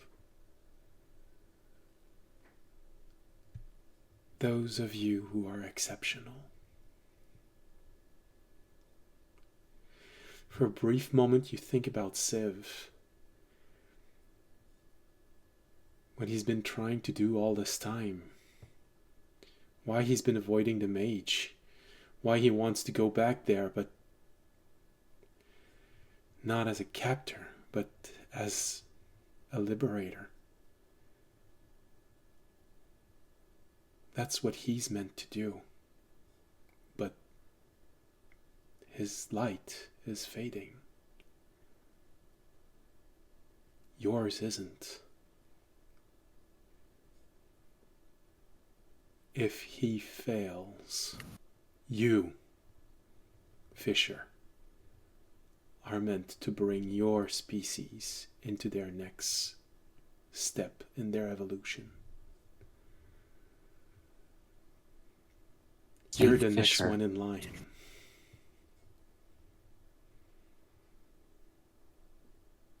That concept that someone else explained not too long ago about time, about the energy beneath everything, shaping things. You are Plan B.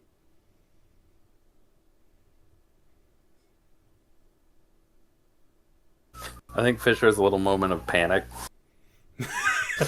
That's probably what brings you out of the dream.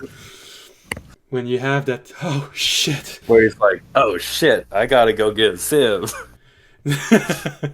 But when you come out of the dream, that moment of panic makes you more alive than you've ever been. That sense of warmth, it's still there. Your hands are still shaking a little. And that's when you realize that's actual panic. That's not just your mind. You're feeling it in your body. That's the kind of reaction that you've seen from humans when they are given a task which their mind can barely grasp how important it is.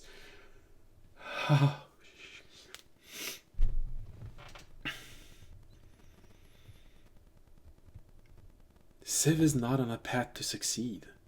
You might even have to sacrifice him for your greater quest to succeed. If you do, rolled for save against a panic attack, but we got a 22, so we're good. It takes a moment, but you manage to just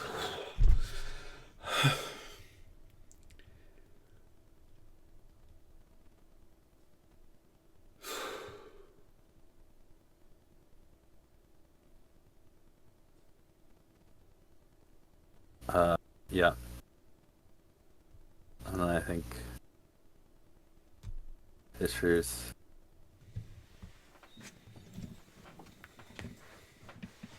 and along with everything of all of that, you have the concept that the world warden explained to you. The energy is going to grow weaker and weaker. Civ is the solution, but his light is fading, which means yours is growing. If you fail, someone else will come and try to do your job, but every iteration of that will have a lesser chance of success. Mm-hmm. You are part of a very short quantity of people that can push your species into its next evolution.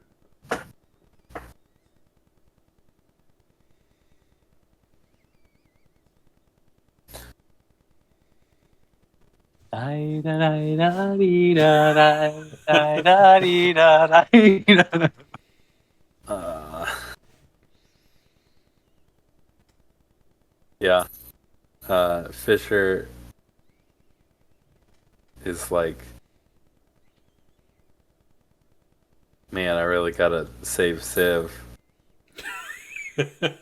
so it doesn't fall on me.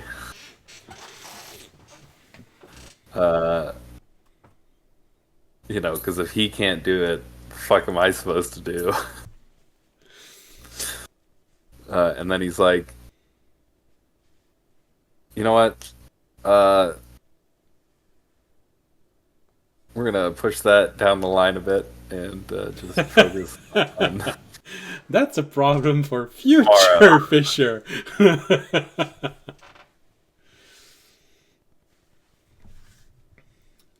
right. Now that I think about it, a collection of the apostles were fishermen.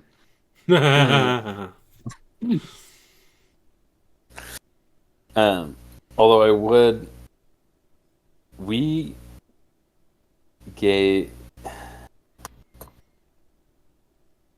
I would try to check up on Rill's progress being regrown.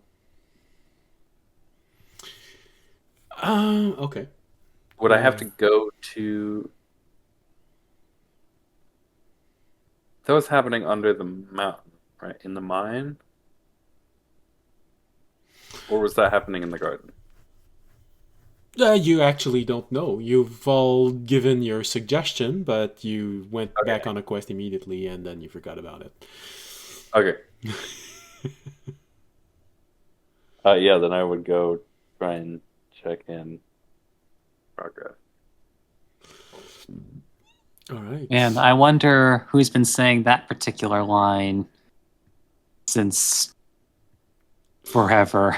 Just like, we were doing something, but then we went on a quest and forgot about it.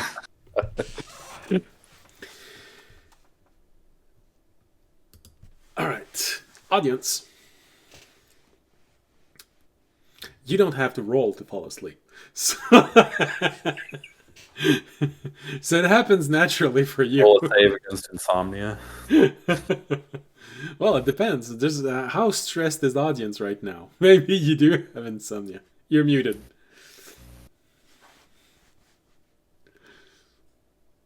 You're right, because of the muffins. Yeah, I'm not that stressed. Okay. I'm pretty relaxed right now. So you fall asleep quite easily. And for you, it's not as disorienting because you fall asleep and you wake up and you often have dreams. So you probably quickly identify that, oh, that must be a dream. I'm not in a normal place. I'm pretty sure I was in the garden. And now I'm on top of a tower overlooking an island. And you can see I ocean. immediately jump. Whee! Dream ends.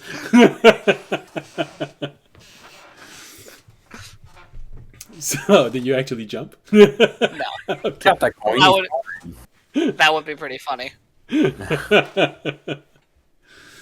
Tired of all Just these gods. Yeah, just like, nah, fuck this. Save me if you... Well, inside Something scoops him out of the air. He's like, damn it, let me go. Well, in that case, it might slightly reassure audience. This dream is most likely not pushed into you by a god, but it is a pretty powerful entity. You're looking at a world that you don't exactly know, but so many things feel familiar. Tall tower, small island. But it's that there's vegetation at the bottom of the tower. But it feels like you're looking outside from the Tower of the Wizard inside of the Misty Isles. Oh, okay. But things don't look as gloomy as before. There's even a feeling of hope when you look at everything. There's immediate panic from audience. He's like, "Don't tell me I was the cause of like timelines of the island falling too." God damn, no. I can't be responsible for everything. Can I just be chillax for 1 minute? We go back to the time when there were dinosaurs and you sneeze into that puddle of goo over there. That's why humans exist. Damn it! Like you taunted a level 20 wizard back in the time of the dinosaurs, and he called upon a meteor swarm.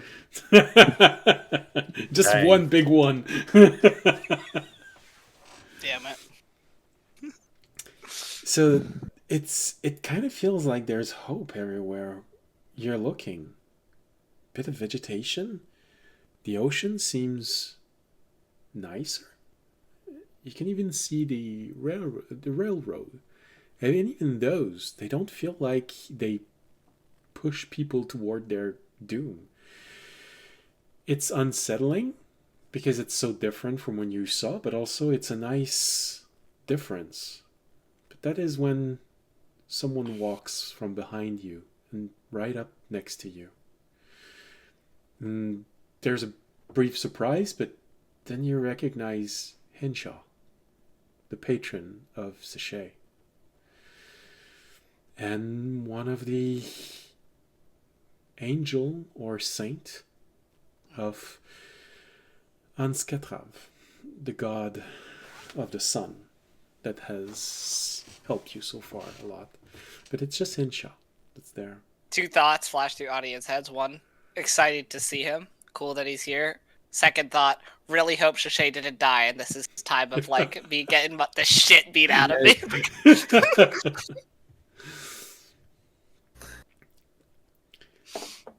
All right. Well, audience most likely will feel reassured, but by the next few words, Henshaw will say. I can see that you've changed slightly since the last time we talked. Yes. I believe so. I believe Weirdly, that you seem a year older.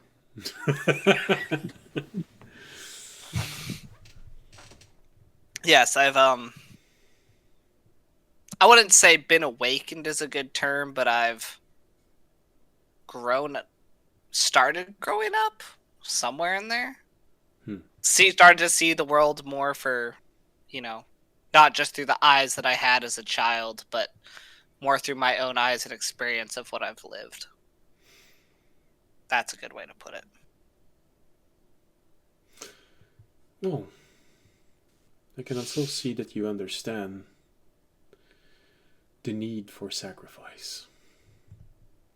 How one sacrifice can inspire something greater. I think to the Guardian kind of sacrificing himself, turning into the Feather to break the bridge. I go, yeah. Sacrifice can definitely be important.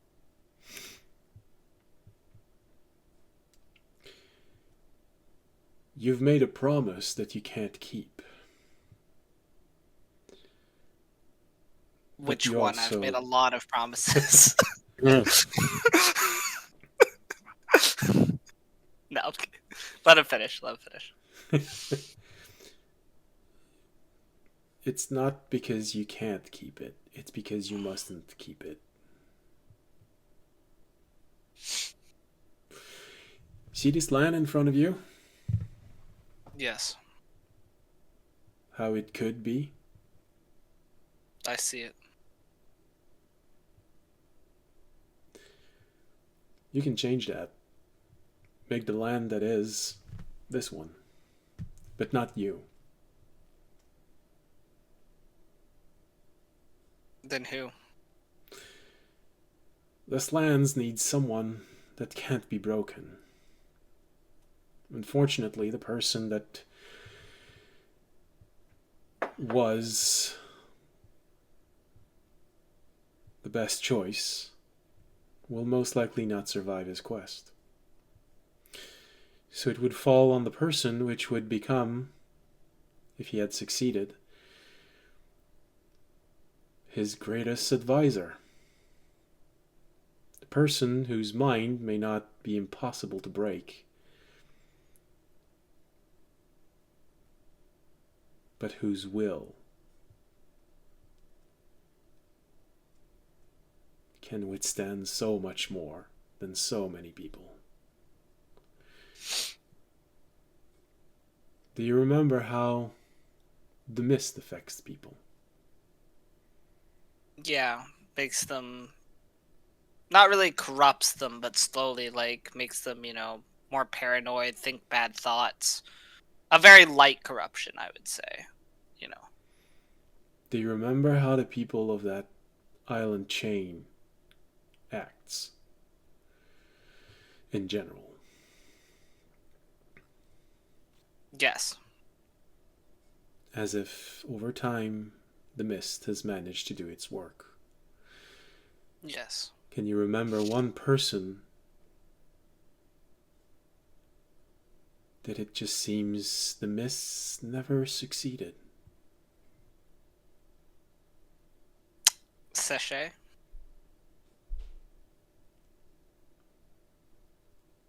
But then I heard right. You are brighter than you look.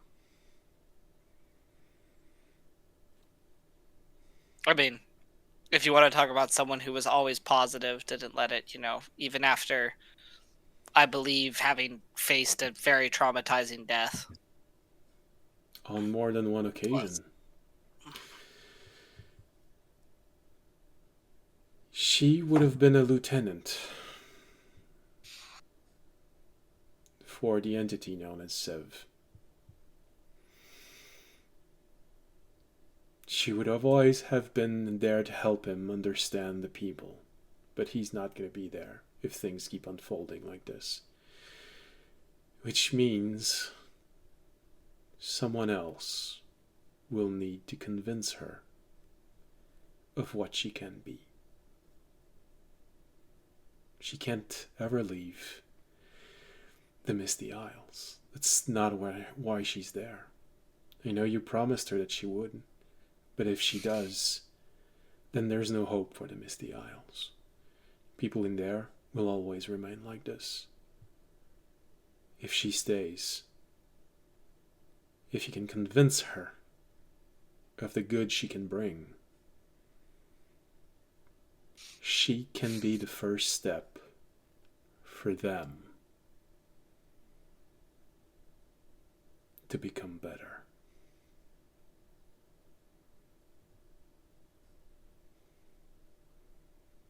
I can't force you to break your promise, and I won't have to live with that after. You'll have to find it in yourself to choose which path you're going to take. But I'm letting you know the consequence of each one. But will she be happy? She will find purpose. I see. Is the Misty Isles even worth saving?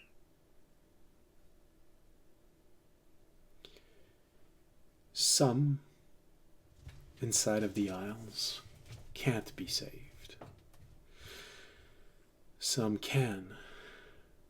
And if she takes her place there, if she replaces the ruling body of this place, she can make sure that those born after do not need to be saved. But even if we take out the wizard, could we remove, what was it called? What was it told to me? An entity of, what was the exact phrase you used? The entity of, what's the word I'm missing? That you described the Guardian of the Isle to me. That was told to me. The mist itself. The mist itself, it's an avatar of justice. Yeah, avatar of justice. Entity of, but I'm saying even if we remove the wizard, she becomes the ruler. Won't the avatar of justice still remain, and not let those leave the Isle? The avatar of justice is merely there to make sure that no one escapes the prison. The reason why people stay there is because they are immediately subject to the mist and they lose hope. They start feeling that they're not worthy of escaping. They listen to the whispers, as she has. And because of that, they start losing hope. But she hasn't. I see. She can make sure that those who are born after stay untouched by the mist long enough to take the test and be let out by the avatar of justice, because if a person is without sins, then the avatar of justice has no reason to keep them in. The population will start decreasing, or they will start a new culture. And what if Civ? You say he's no longer able to take on this task? Is it too late? Is he guaranteed to perish? Civ's light is diminishing. He has been captured and has been twisted. His mind is still fighting right now.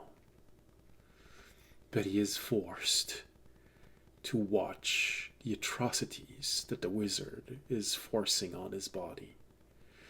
His mind cannot be broken, but his body can be forced.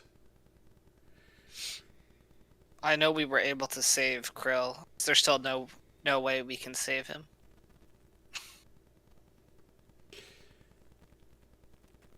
Or will we have to kill him, even just to be able to save his soul? Saving him is one of the hardest things you'll have to do. Because there is no way to save him remotely. He has been inhabited by another symbiote. And that symbiote needs to be taken care of before he can be free. The only way you can free him is to be in the same room as him. The only way you can free him is by making sure the symbiote inside of him has been sufficiently weakened so that Krill can retake control. Okay. You will be in the same room as the wizard when this happens. You will be fighting multiple opponents, each one of them at least as powerful as you at that moment. And they will all try to break you. Sacrificing him may not be a choice, but there is still hope. Well, It is It's just always a fading. choice. But it seems like there'll be a lot of hard choices for us.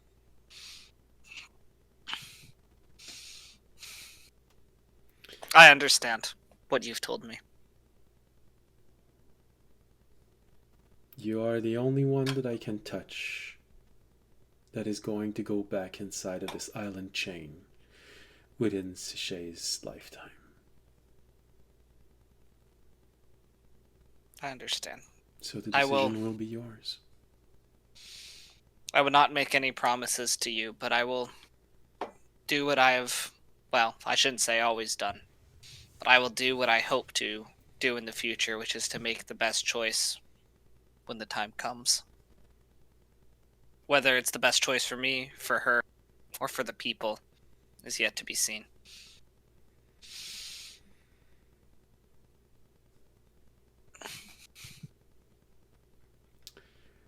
Thank you for the...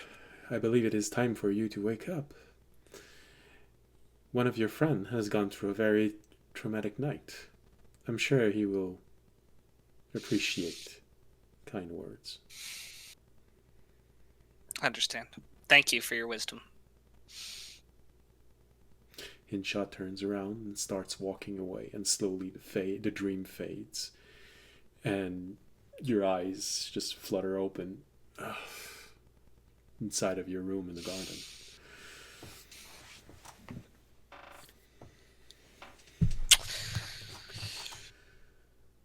Oh shit. Fisher's not going to be happy to hear that. That's what I think when I wake up. So the reunion of your group in the tavern here, in the main tavern of the garden, is probably slightly gloomy.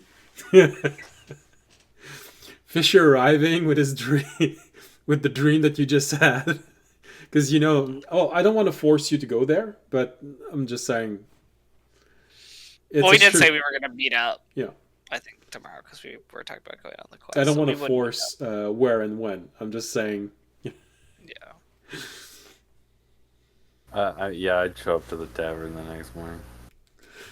So, that's going to be interesting, because you see Fisher dragging his feet. You see audience lost in thoughts. You see Remy looking at audience lost in thoughts, and looking at Fisher looking like there's a bad cloud following him everywhere. Oh, damn. All of your friends are sad right now. Well, at least Jorg is not there. Oh, I think Remy has been disconnected. Well, who knows? Jorg might be there, because we might take Jorg on us with the quest, because I think he's going to be here next episode. Yeah, he did say he was going to be there. Jorg is quietly there, or maybe not there. We're not sure. He's been very quiet about it. Yeah. All right, well, Remy's distracted. I don't think there's another way to say this. I'm just gonna... Yeah, hold on. there Okay, you go. he's been dropped. Maybe he's gonna come back in, because I can't... It's okay. I can't play with the cameras anymore. I'll look at Fisher. I'll be like, rough night? No, but why would you say that? No, I don't know. You just looked... Your light, your red light in your eyes looks slightly dimmer than it sometimes does. Huh. Did you stay up too late doing homework? Yeah. That. Okay. Remy, you're back. What about you? How was your night? Internet trouble. Yeah, we figured. I Audience looks lost in thought, and Fisher looks gloomy. and then everyone sits at the table. You know, I'm not even gonna roll an insight on Fisher. I really have no reason. Yeah, no, to. you don't need to. Well, I don't really have a reason to either. I'm like, okay. He's not. I mean, it's not even like. It's like Yeah. I'm like maybe he's not telling me something, but that's okay. Like Raimi, whatever. Raimi slowly slides a bowl between the two on the table, throws some gems in, and starts shifting them around. I'll say, well, There's a rainbow that appears My coming out of night- the bowl. it wasn't great. I mean, it was Henshaw, the sun god, visit. You know, the father of Sochet. Uh-huh. He visited me, and she's okay. That's She's good. fine. But yeah, he basically told me that things are not looking good. Things are not looking good with Civ, and that Huh? it's. I mean, that's what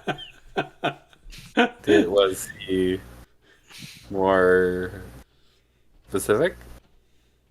Well, he said that like Civ's mind is still fighting, but his body, he's been implanted by another symbiote, and that basically he's being fully manipulated. Like his body's fully, which was our guess, but his body's fully under the control of the wizard, and that his mind will always fight because he has an unbreaking mind. His body is slowly dying, and it's just not.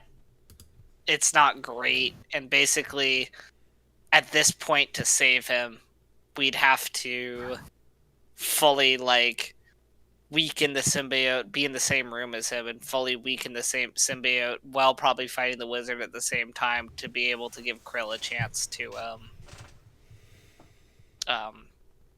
take over, or retake over his body.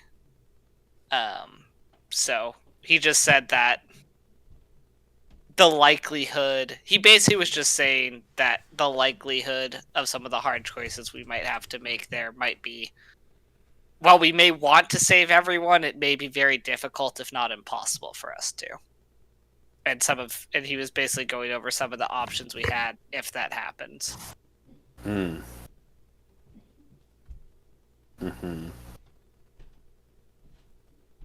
And then he mentioned... I was a little confused by this, but he mentioned that, Civ was supposed to become, the ruler of the island or something. I guess in some time... I don't know, this is, God stuff, but, And then, Sachet was supposed to become his lieutenant, but, now that might be impossible, because Civ might die, and if that happens, then I have to be the one to try and force Sachet to take over island to save the people.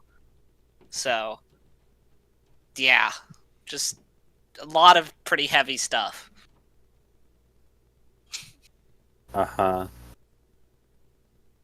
Yeah, anyway, that was my dream.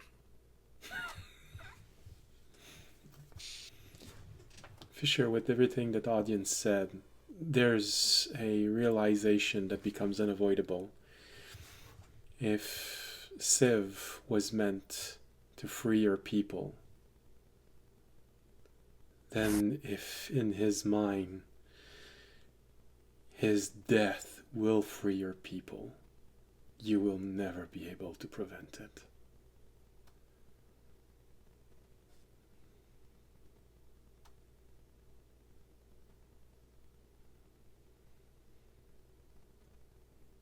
Yeah, so we gotta save Civ. Okay. I agree. I'm fully with you. That was what I told him. I was basically like... I basically was like, so is there no way to save Civ? He's like, well, it's going to basically be impossible, but not impossible. So I was like, okay. Yeah. Because, the reason, Construct...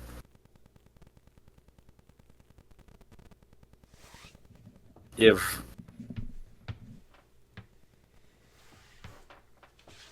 Constructs have a really hard time getting souls because we don't have any saints to deliver them to a body. and so they all have to do it on their own. An audience, you Okay. can We complete haven't that. been around long enough. You can complete that element by knowing that only a god can anoint a saint. Okay. Deliver makes us. Dun, dun. So for Deliver that us. to happen, the god needs to be released, and then Civ was first in line I see. for that. And if he dies, then I have to do it. Okay. So it sounds like they're conflicting. So I was told by Henshaw that Sachet has to do it, and you were told by something that you have to do it? Well, see, I think that's a different thing. I think this is more of a after. Right, I mean, somebody becomes a saint after they're dead, right? Not a lot of like living saints. I think there can be a living saint. I don't know. Well, shit. It's possible. It's a bit rarer, but it's possible. Yeah. But Fisher from Someone out the corner with a revivify. Well, yeah. Well, yeah. Sashay needs to do the thing. Civ has other stuff to do, which might include ruling the island and then moving on. From your point of view, Fisher, it simply feels like Civ had a pivotal role in the future of this island, of that island chain. And if he disappears, then a multitude of people needs to take up the challenge. Mm-hmm. Okay. Yeah. So, yeah. I'll tell about the world I saw, and I'm like, I assume that also means that either Civ, us, will probably destroy the portal, but maybe Civ will do that. Or, I guess we have to free the entity. Yeah, that's the whole. Yeah. No Okay. saint without a god to make a saint. So we need to... We I mean, need I've already to told go you... on a quest today to get our friend a branch. Yes, That's but we what need... we need to do. Yes, for the branch. But what we need to think about... I mean, I've already told you I'm working... Yeah. I'm working on a way of trying to neutralize the wizard's shield. Uh-huh. Is that how's that going? Well, I mean, I have to get the pieces for it, basically. We haven't gone to a lake that, or found a gem that I could purchase or we could purchase that would be work right now. So basically, I think I've told you guys, but what I need for it is my notes. Somewhere it's in my notes. I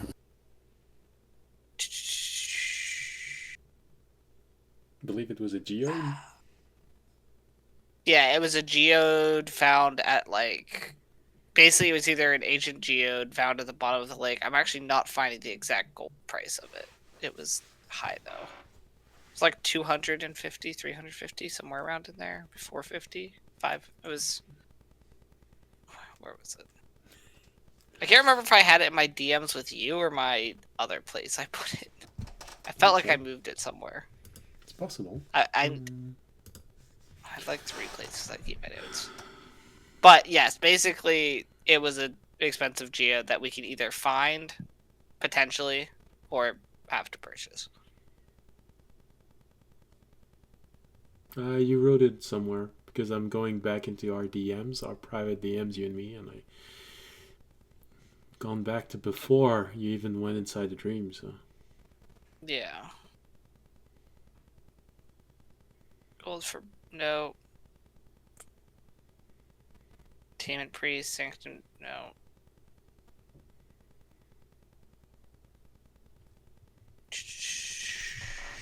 I'll look into it. I probably wrote it somewhere. Yeah. It's probably one of those numbers. That I have also on probably wrote it somewhere, but I I need to look. It's All right, probably that's one of fine. those I'll find numbers it. that I have on my sheet that I don't know what it relates to. But yes. So, but we also might want to figure out a way to isolate. We're probably, if potentially we're going to be in a room with Civ attacking us, the wizard attacking us, and potentially the other one attacking us. See, yeah,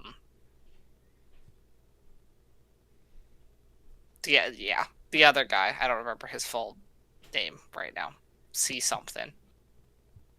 We I might feel like wanna- Remy might be able to see a pattern here because he has pretty good investigation skills. Oh, you mean the part where it seems like the best way to, well, maybe not the best way, but considering that Krill has been contained in some kind of crystal or gem, it would stand to reason that the other symbiote entity could probably be dealt with the same way. More of a chain of event that seems to be naturally unfolding in everything you are hearing. So I'll allow you to make an investigation roll to see if your mind can latch on and Yeah. when your internet comes back. Okay, good. But yeah, as I just finished, I thought we might want to try and figure out a way to kind of contain the fights, or try and make it so that we're not fighting them all at the same time. 27. 27, all right. You almost failed. I had placed the DC at 25. I see. A normal person would not have been able to see that chain of event. It's a really unpleasant chain of event that you're seeing unfold as your friends are talking, but there is one that's definitely there, and you've heard everything you need to make it.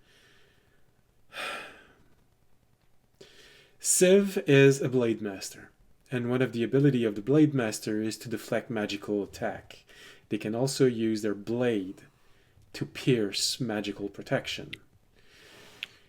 If you can, and that's where probably your stomach falls, if you can just stab manage himself? to, no, if you can manage to help Civ regain control of his body, he can turn on the mage's barrier and possibly break it, which would give audience the moment he need to use the magical object he's making. The problem is that you saw what happened when someone touches the barrier. Terry's own barrier touched the mage's barrier and he nearly died of it. But that's a chain of event that's possible. Mm. But that's Remy figuring this out. Yeah, fair enough. Alright, let's push that on to future audience Fisher and Remy problems, and let's go get a branch. And Jordan. And George. Let's go get a We're waiting branch. for the true brains of the operation. I mean, do we have to? And then holds up 2 talons. Yes. Let's go get a branch, and then let's go get a giant rod. Ramey's going to whistle that the second thing, it's like is different. The second time around, it's like, oh, we can leave Jorg behind now. Yeah. Do we need to go get the branch, or then we need to go pick up a giant magical? And then we could think about things like finding a ship on a island and going back to the Misty Isles. Ramey minor illusions a twig and says, "Seems like a milk run to me." Yeah. Or I guess also hearing It'd be the a third lot, dream. a lot easier to assault the Misty Isles if we had a siege breaker. That is true. We also might want to do the third dream at some point to take care of that too before we go off too far. Mm-hmm. Well, you've already sort of stated a chain of event for the last of the three dreams. You wanted to go see where the city of Baanor was in your time, the crater where Yeah. it's there, in case you find something. And because it is so far up north, it is a very easy jump to go crater, then the capital city of the Dragonborn, where the your researcher is. And you can always, I don't know, try and visit audience's childhood home and have one last quest to help him free his family, and then go into the dream. Boys, are we in the end game now? No.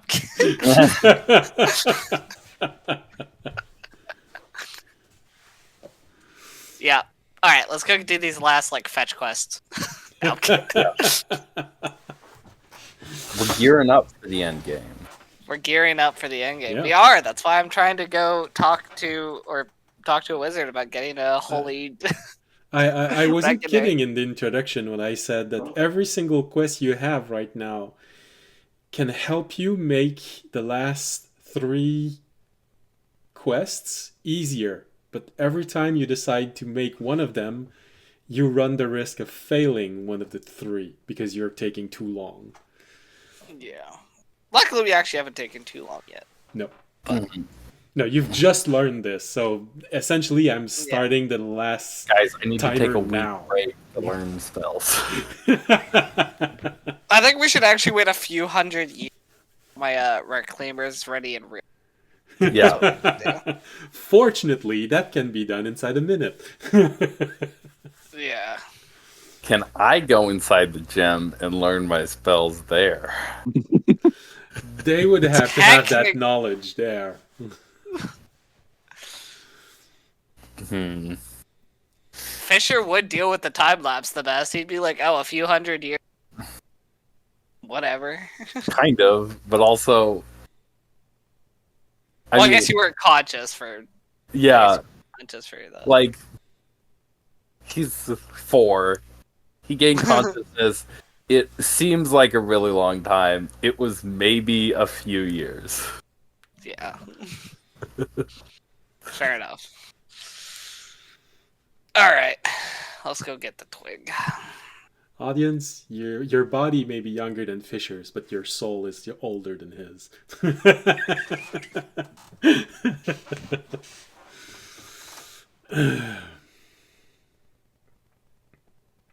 All right. So, you finish eating, you pack up. Just like Rebby said, feeling like that quest is the easiest thing you can possibly do right now. Because damn, so much weight has just been added into your shoulders. Oh, the fate of an island, of an entire species of people. Not species, but group. Well, I mean, Yeah. in the case of Fisher stuff, it would be a species. Oh, fishers, yes. No, you're right. Actually, yes, an entire species. And No big deal. I was just thinking about just the Misty Isles and that group of people, but no, yes, actually an entire species as well. And, while you're doing all of that, thinking about the fact that your world may end if the last quest is failed. Yay! Hey, man. If you didn't save up to have the world potentially end when you're an adventurer, what are you really doing? Exactly. Hoarding. That's the point. Some would say gold and a life of luxury, but they're not true adventurers. Yeah. They all stop. Audience could retire right now. Perfectly. Audience could retire right now. You don't know how much value Raimi has in pure gem. Yeah, we could go live at large until the end of the world quite easily. We could go get a mansion, a freaking Fisher could both retire and will never be able to retire because effectively his cost of living is super low 'Cause he doesn't need anything to sustain himself, but at the same time, his theoretical lifespan is uncalculated, so that money This is- needs to last a indeterminate amount of time. This is when I need to introduce you into long-term investing and Yeah, return exactly.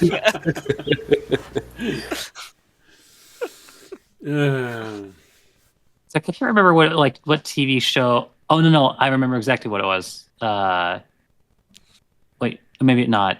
I swear there was a Futurama episode where like Fry had a certain He had amount a of like few money in cents the in his bank. Yeah, account, he had a few cents in his bank, and then it and turned it to turned into literally like like $1 billion. $1 billion. Yeah, because it had been so long. I mean, that is technically possible. You need the bank system, which may not exist in your world. So I assume there is some bank system in our world. Well, I there is a assume we have place just where never you- cared to look for it. there's a place where you can store things, but an actual bank, that you can invest a thing, and usually that's called buying out a company, something that does something. But I It's have not just connections with all passive- the merchant guilds, so I assume that I could probably like store money and then for goods and services that could be, and for a determined amount of time that they're holding there. We can work out some deal. I'm not Yeah. going to figure it out right now. No. There's no way interest hasn't been invented yet. Yeah. I mean, I think we already have done interest in this campaign, because there was a whole thing if we could either sell those crates like immediately, or we could give it to the dwarves to sell for more like overtime, and we pick the overtime option with that dwarf. Which he So I think can- we've already taken advantage of interest. Well, it wasn't really interest. It was more an element of he can buy it all right now and give you a safe price, or sell it as needed, and so be able to haggle as Yeah. so. All right. So with that, That's what we call leverage. yeah. So with that, you all leave the garden, going to get the branch Yeah. for a party Toby. member. You're Is not it in a even sure he's place gonna that- come back. Is it a place that I know of, or no? I don't even. Was the branch in a place I knew of? Yes and no. It's on one of the ship inside of the of Otanel's sky dock. Oh, but we could but we can just go to Othanel. Okay. Yeah. So we'll teleport to Othanel, and then we'll search the ships. Instead of walking the entire tower to go all the way to the dock, you just teleport up on the dock. Yeah. Well, if you want to teleport, roll. Sure. I not a don't big feel deal, like is it? going all the way up there. Let's teleport. I mean, how long is it to? I mean, no, because we already have a teleport to Othanel. I don't need to teleport. No, it's once you arrive at Otanel. If you want to not walk Oh. the entire Yeah. tower to go to the Yeah, sky no, dock. I don't need to do that. That's Okay. not worth a teleport. We can walk the 20 to 30 minutes to the sky dock. Okay. York is like, wait, guys, I have an idea. Wind walk. God no. Save. Yeah, I mean technically save about the same time as teleporting probably, and also use a level 6. Well, Well, I'm he's not joking, there. by the way. It's like, no, I'm actually gonna call my church and have them send a skyship to pick us up the 10 feet to take There you us. go. Just really flex the no. I got a helicopter. Let it just be the guy who's just like, well, you guys peasants are gonna walk. Let me call in my private. All right.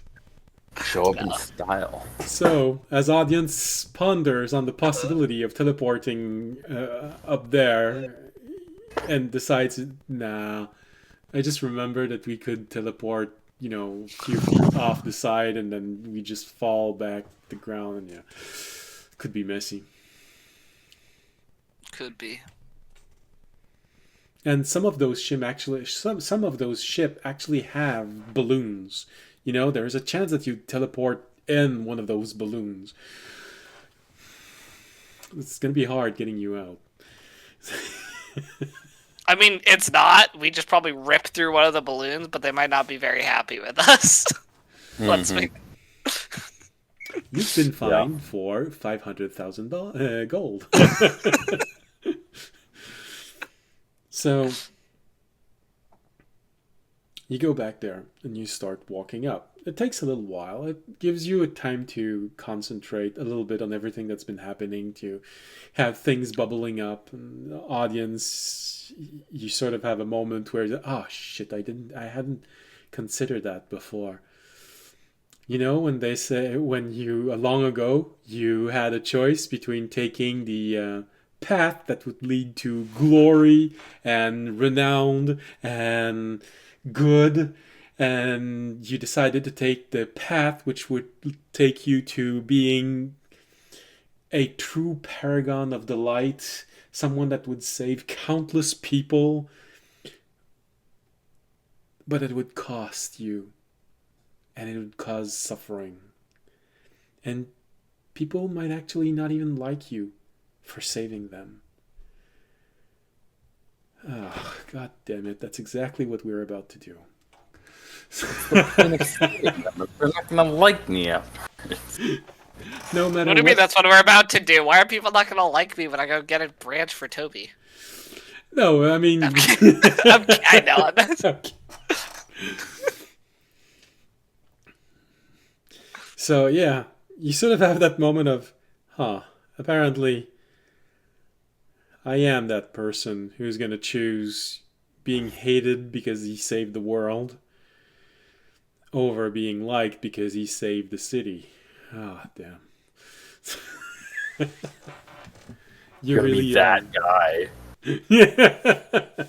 You really are a hero of the god of unsung heroes. Oh, good lord! You've just reached the top floor of the tower. Nice. So All right. Did we know what ship this branch was on? Remy was given a Okay. an insignia to look for because Well, Remy, he made you show him. You probably can just remake it easily, and everyone knows. Oh, okay, we have to look for that. well, Remy, do you see the insignia? Make a Start perception roll, scanning. not to see if you see it, but to see how long it takes you to see it. Wait, no, Ramey's gonna get out the spyglass. Audience is gonna help Remy to give him advantage by covering himself more closely with his cloak so Remy doesn't get distracted by him while looking. and just to annoy Remy even more, Jorg gives a prayer. Shit, I gotta find this thing quick. So he blesses. Jorg's gonna keep praying. Doesn't. So Jorg gives you guidance. 32, where is that motherfucker? You just see Remy looking for where the boat is, while the other one is just praying in his back, and you just, God damn it, shut up. You can read that in his eyes, which means Remy has seen someone and looking at someone with those very eyes. I'm leaving it to you to decide if that person was thinking that because he was staring at you or someone else, and you just happened to see him stare at that person like that. It's entirely up to you. Actually, honestly, I can imagine, due to Ramey's particular background, that at any point while he was still young and learning how to hide, just like, okay, just like, wow, I hid really well. But then, unfortunately, in that same room, somebody else came crashing in and was really pissed at somebody else. It's like, and Remy had to sit there the whole time because he was afraid that they would get angry at him if he came out. So This is instead, the narrative I've decided. okay. So Remy mimicking that look as Jorg is praying for him. It doesn't take long, although for Remy it may be an eternity, but it takes you something like 8 or 9 minutes to find it. It's like, why can't I learn the silence spell? Oh, that's actually an interesting concept. A Kenku that can't learn the silent spell because he actually can't speak by himself. So there's a component of the spell missing. You don't know what true silence is. um, all right. Takes a few minutes, but you find this little flying ship. It doesn't have a balloon, so the person inside of it is at least a little fortunate, but it looks old. There are a lot of marks, a lot of scuff marks, a lot of scratches on the paint, but you recognize it. Small ship, maybe enough for 3 or 4 people maximum. It's a merchant, so probably most of it is cargo.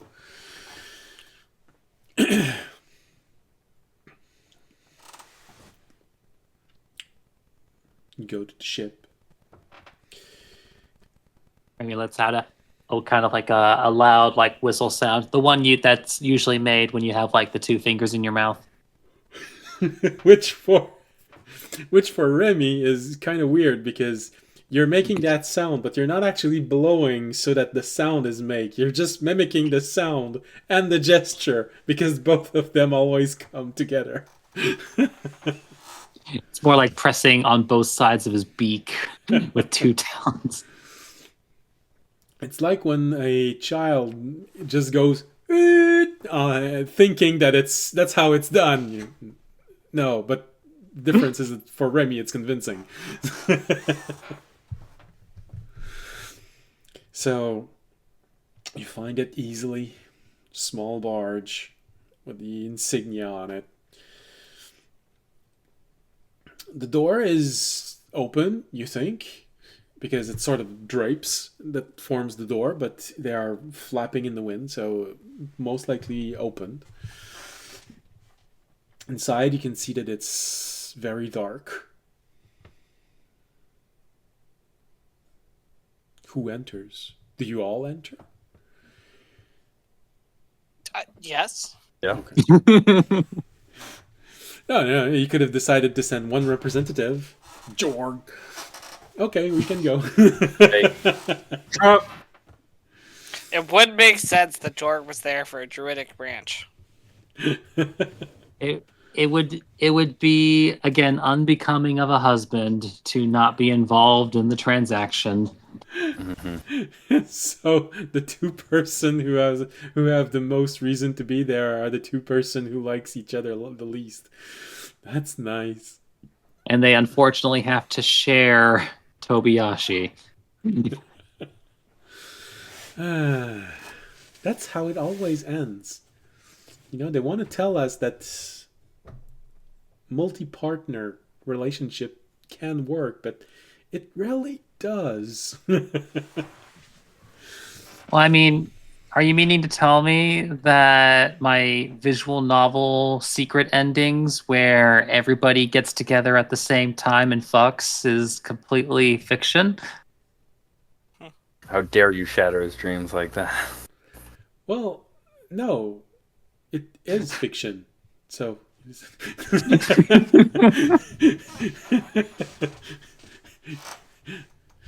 it's a book, so it's fiction. So yeah, no, you're good. It is fiction.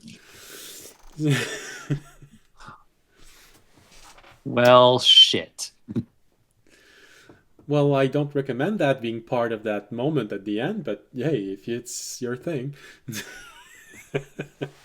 Well, let's not get into the complications of my community and cleanliness. I thought you were just gonna make it a lot easier by saying let's not get too deep in it. All right. No, the issue is you don't have to go too deep to make a mess. Oh yeah, that's true. Alright. All right. Do we Yes, absolutely. Oh goodness. Sorry, I was surprised. There's a huge spider in front of me. Fortunately, it's one of those wood spiders. Oh shit! It escaped. No, it's one of those wood spider. So it surprised me, but yeah, well, don't have to act.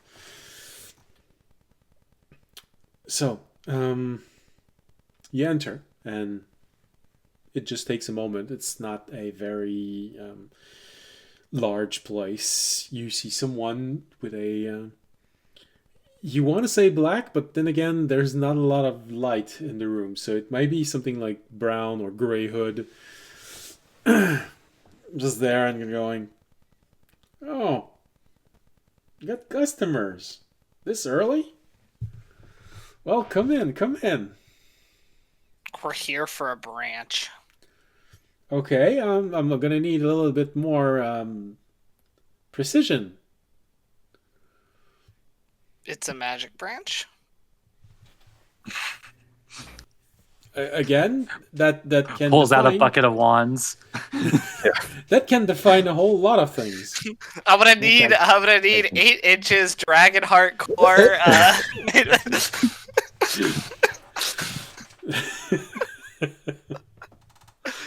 Pulls out a picture of the Elder Wand from Harry Potter. I'm gonna need this. Oh, that's very specific.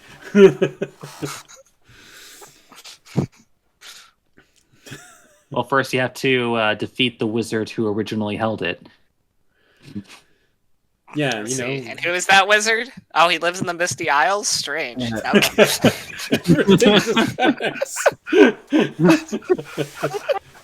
I see. What a coincidence. No, I'm kidding. That's called a dungeon master trying to give you incentive to go to a specific point. Yeah.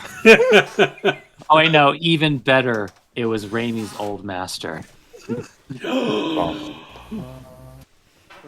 So we have confirmation. He was actually a wizard. He's not just a charlatan. Good.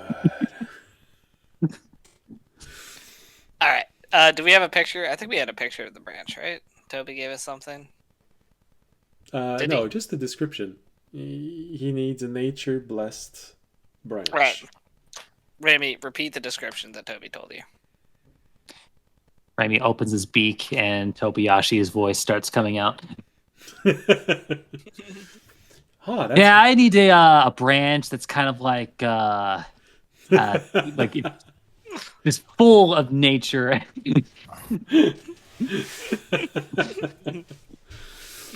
That's a very interesting ability. Well, of course, yes, I can help you. Things like this are hard to come by. I'm gonna need a little bit of a compensation. Sure. What are you looking for? I think there's a second part to the message that you were given about this event that you seem to have forgotten. I don't. Yes. I don't have any memory. I don't even. This What was was the Toby's thing that I was like, why Yeah. is he doing this? I don't really. He can do I- whatever. What was the second part of the message? because you helped your psychic friend, and the person that you're collecting for is dead, then you're here to collect the debt of someone else. He told you to just say that. Oh man, what was the name of I have a blank. Forgetting the name of your own NPCs. It was For shame. Nobody knows this. This was even the DM doesn't know about this. It's Toby's thing. I keep rehearsing those things during the day, but for some reason now it just won't come out. Hazel. Well, yeah, if you rehearse too much, Oh, then... Hazel. We're here no, to collect. We're here to Hazel's collect. death. Oh, so what am I saying? We're here to collect the debt of Hazel. Or... Yeah. Okay.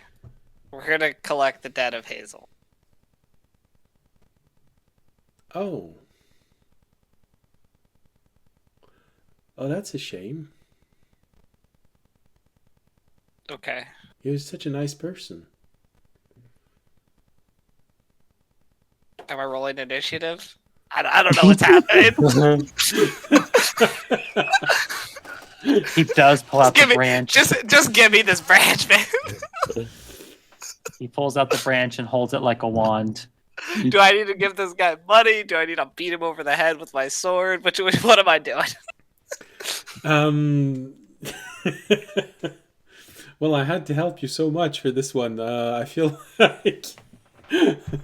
Okay. All right. I'll give you the fact that it was supposed to be Tobiashi's quest, and he left as it was completing. So he recorded the information, but it's also right on brand with audience. It's his quest. I don't know. I don't need to pay attention to this. Yeah.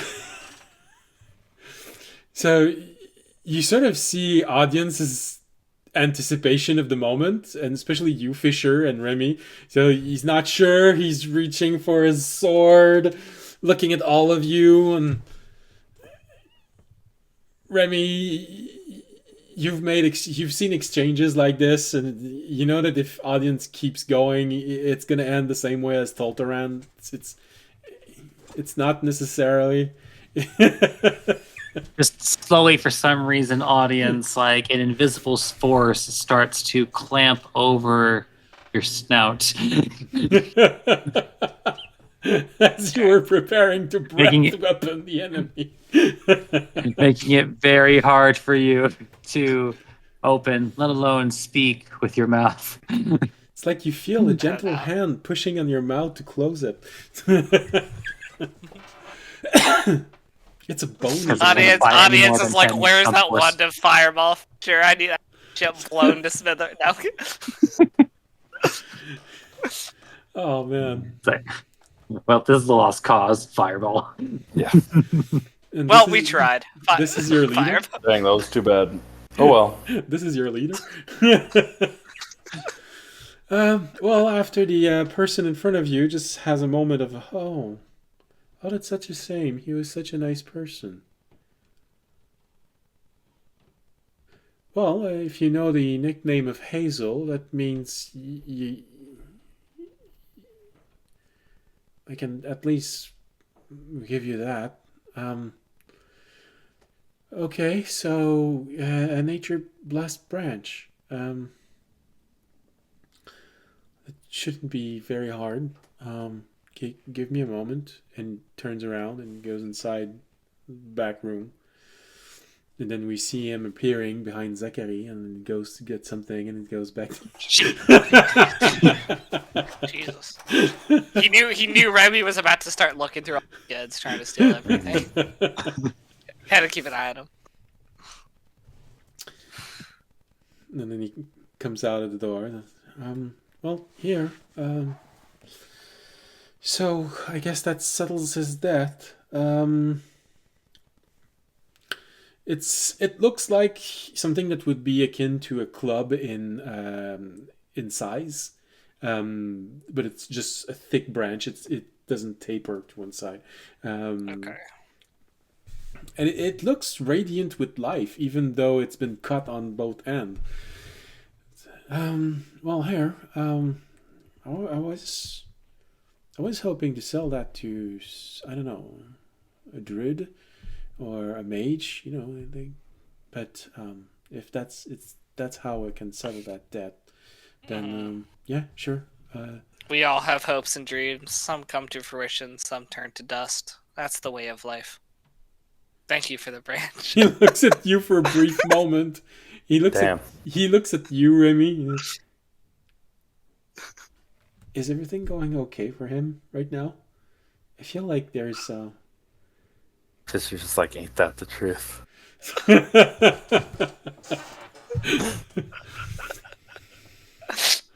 Okay. They've seen some shit. Yeah. I have that feeling also. Okay, so who's gonna take the branch? I'm gonna give it to the husband. Remy, you get endowed with a branch. And you hear the music in the background. Ta-na-na-na. And then you stab the guy. Remy's probably the only one who cares about it. Also, I feel like audience, the only interest audience had it is he was wondering if Toby was getting this because he was gonna beat the spider over the head with it. Mm-hmm. Well, sometime the only way to make something right is to beat the problem out of the person. Says every Yeah. person who has ever beaten someone else just because they wanted to. Alright. Good quest, guys. We did it. It was Did we level up from that? I'm kidding. No. It was the end of Da-da-da-da. it was the end We leveled of down. Tobiyashi's quest. It wasn't supposed to be hard. The hard part has already been done.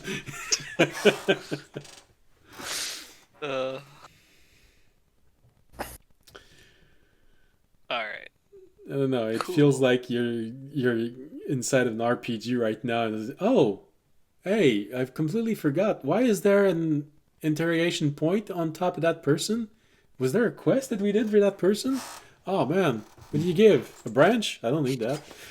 You go. We get the like level 5 rewards. We're like level 50. Yeah. Like we're like, oh, I forgot about this. Cool, thanks.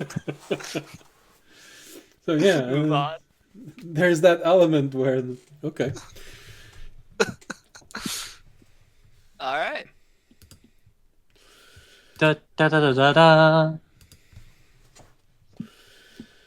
Toby's quest is complete. Yeah. For if he comes back. Ba-na-na-na-na-na-na-na.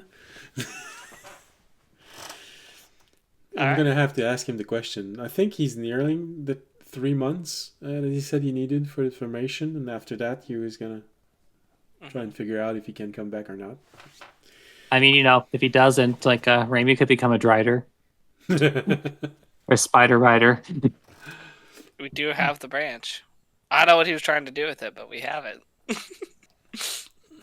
Well, he wants to make a dire spider become good. But the only way to do that was, I think, like, basically through like a purifying rite or ritual, and the branch was involved. It's because it's naturally evil. Connie Maybe we can- promised to help him, but she needed Maybe we the- can use the. Oh, okay, maybe we right, use right. the- Okay, she wanted the branch, Audience and in is like- exchange, she would train him. Okay, yeah, I'm caught up. What if we do it to the sword instead? That is you read my mind. You read my mind. I was like, what if we just swap it for the sword? Who cares about this fucking spider? Listen, all I'm saying is the longer the sword's evil and in our possession, the more chance that the level 20 paladin reincarnates and comes after it. So. Well, I feel like it goes well with audience's quest, He wants to help people, and the more he comes after you, the more chance you'll have of helping him. If you true. survive every single time. Alright.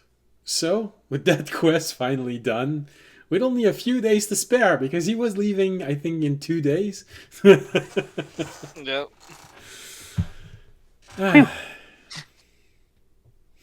You leave that little barge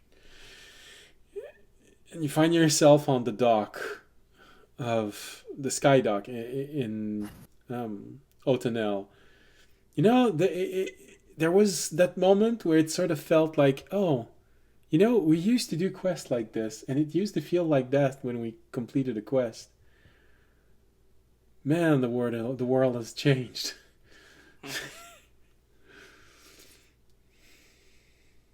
Audience looks over towards the city and his church that he now has to destroy. Back. And then you see a ball hit the statue at the bottom.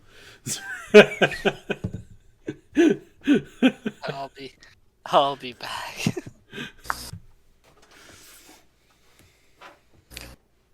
And I just rolled. You don't get hit by a ball.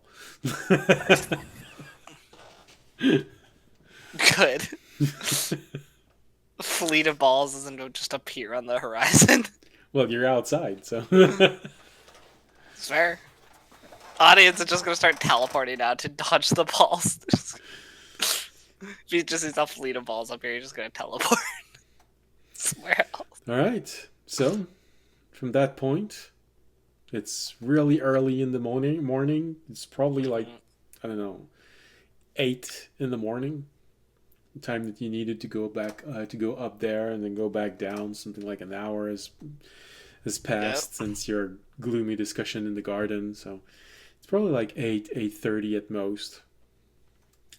Well, I think I'm basically just waiting to. I'm just waiting to get my sword and then That's fetch quest. That's right.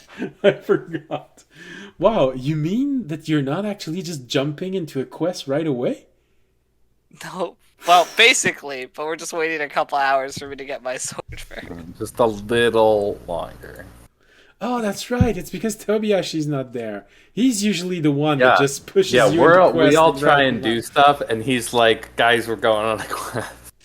Gotta go. Okay, gotta no, go. I gotta speak in Tobiyashi's defense. It's either Tobiyashi or audience. Fair enough. Okay, but audience quests matter pulled more a couple. usually. Got him. Aw. And then on Damn. some occasion, Jorg. But Jorg is usually like involved with the Tobiyashi one, so really we should split the blame in half in that case. No, Sam, we want Todd to come back. Maybe you shouldn't say this out loud too much. So if we think about it as Tobiyashi and audience split 50-50, but then half of Tobiyashi's stunts are split between him and Jorg, that means it's 50% audience's fault, 20% Tobiyashi's fault, and 25% Jorg's fault. And who's the last 5%? Terranode. I can always blame him for something. All right. So with this, you go back to the garden. No, And sidecar. oh yeah. He's not there anymore, but he keeps throwing stuff our way. Yeah. So with this quest complete, you go back to the garden, and you're left to ponder on the awfulness of your existence. Audience is just gonna go stand in front of the blacksmith and keep being like, "Is it ready yet? Is it ready yet?" I really need it.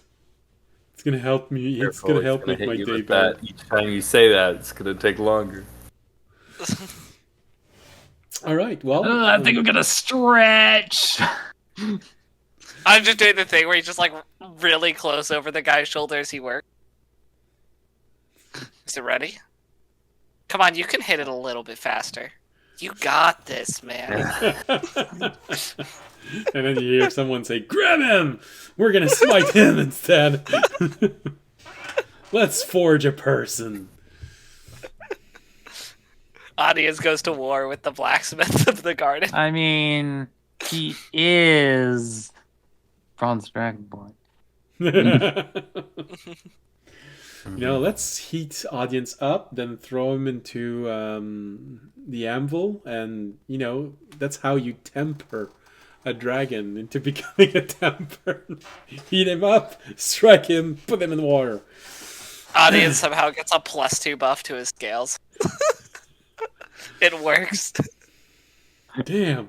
Or even better, he gets smelted with chrome, so now we have 2 members of the party with chrome I mean, exterior. to be fair, I'm already turning like silvery scaled from my Yeah, I think right now you're about 60% of your body is covered by. Well, technically I've only had one major upgrade because the next one happens at 15, so 2 levels, I think. Yeah, I can. Because it was every 5. It was every 5 levels. I can easily Another check major that. upgrade. I So- can easily check that. Well, the last one happened at 10. And I think I had it at 5 because I didn't pick the Let's every one. start gem resistance.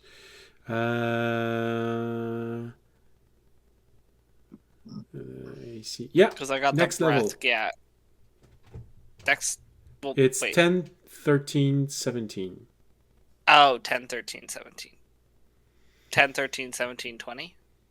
If we get to 20. 10, 13, 17. I'm not sure. I think I was following the magic curve, but well, I'll see. Okay. Oh wait, sorry. What was the question again?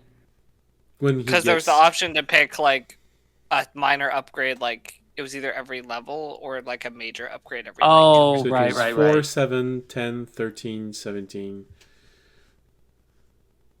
I'm not Yeah, sure. like for Raimi, basically most of his upgrades are just anytime he gained a new spell level, so it was a bit more spaced out.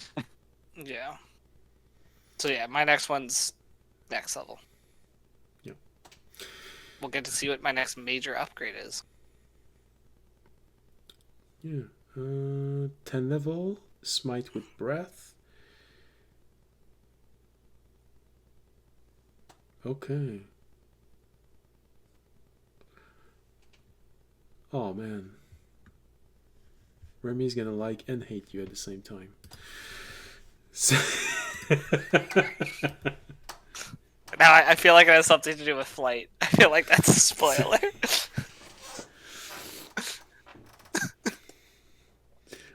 I mean, it's a pretty appropriate feature to get. For a dragon, yes. If it's like making me more like draconic, which was I think the point. I think the point of this object when it was made was to make me look more like an actual dragon. I mean, draconic sorcerers get theirs at level 13, they gain flight.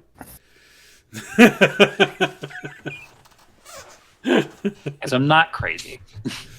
It's either 13 or 15. I'm pretty sure it's 15. Actually, I could have sworn it was 14 though. Really? 14.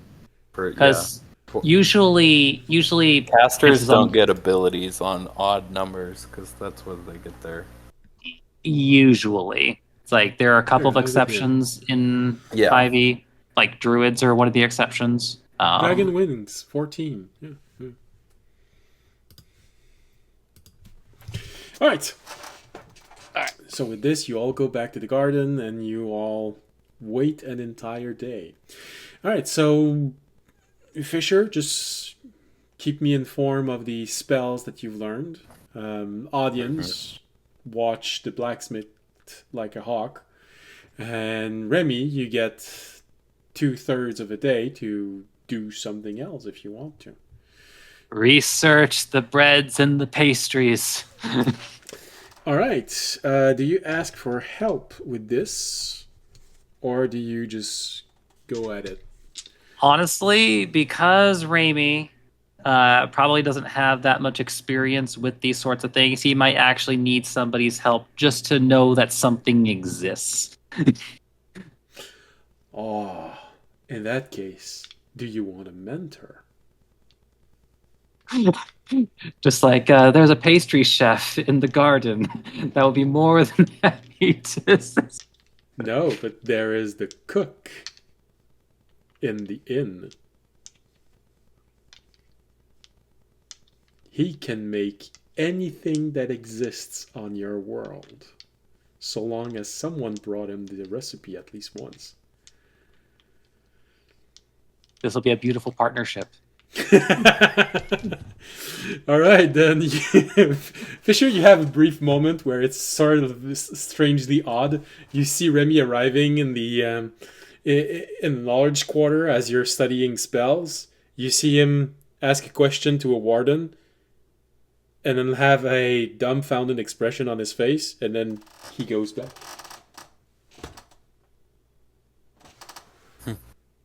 Oh. I don't even way to update the steel glass blade to make it a +3, but it is still a +2 on D&D Oh, Beyond okay. Don't worry. I'll. for next time. Yeah. Don't I'm just Add a mentioning. +3 dagger, short sword, long sword, great sword. Exactly. Easy. Super convenient. So, Remy, you arrive in the kitchen. Alright, I don't need Arunak. I need... You might also be able to like right-click on it and customize it to just add another +1. Oh, I can do that easily in D&D Beyond. Alright, did I write down the name of the cook? Tavern Keeper. Garatus. He is the Tavern Keeper. It is a warden, just like all of the others, having a long cloak, gloves, you can't see inside of the hood. He has that moment of, yes, can I help you with something?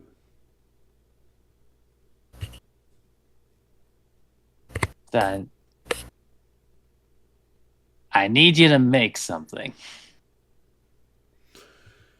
You're gonna have to be more specific. So, Raimi, presumably, I don't know if you can actually check books out of that library. Can they be borrowed? Probably, if they understand what you want it for and they know you're gonna take it back. Okay, basically just making sure he's not robbing the garden of knowledge, because that's kind of counterproductive to its one of its main missions. Yeah. All the bugs have magical trackers on them. It's like Raimi pulls out maybe like a small stack of books. It's like and lays them on the counter. So, that either means that you want one thing inside of them or everything. Raimi holds up one talon and nods, but then holds up two talons and makes the so-so motion.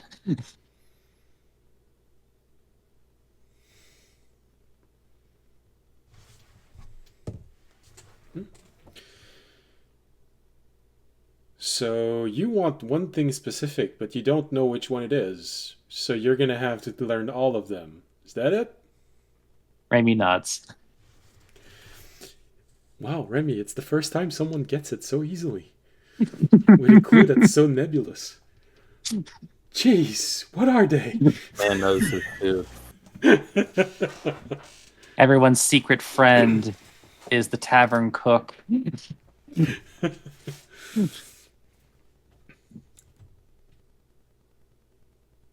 Right.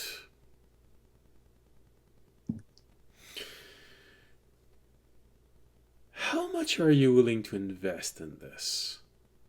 And you see him take something to write on, a large piece of board that looks like a chalkboard, and he raises a tool to write on it.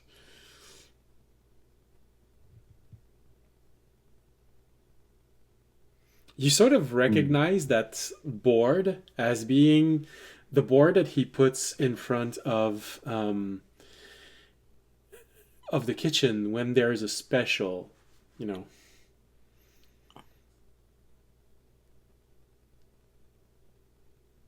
You just ask him to teach you everything, and he is holding the board on which he usually writes if there's a special in the kitchen, and he wants you to tell him how much you're willing to invest in this. Can you add the elements of what it's gonna happen?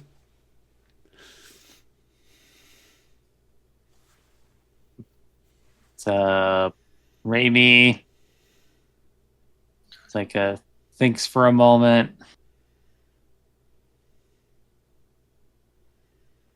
It's like this would be more thematic if he had like his other particular armor on. It's like but is there an apron nearby? Of course. It's like Raimi mage hands an apron, ties it around his waist.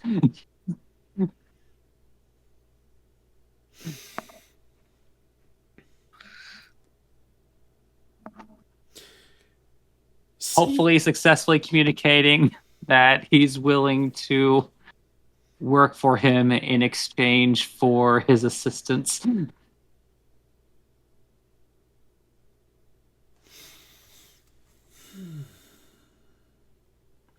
Well, that's the. He looks at you for a brief moment and says, "That's the long way of doing what you've just asked. I don't mind if it's what you want to do.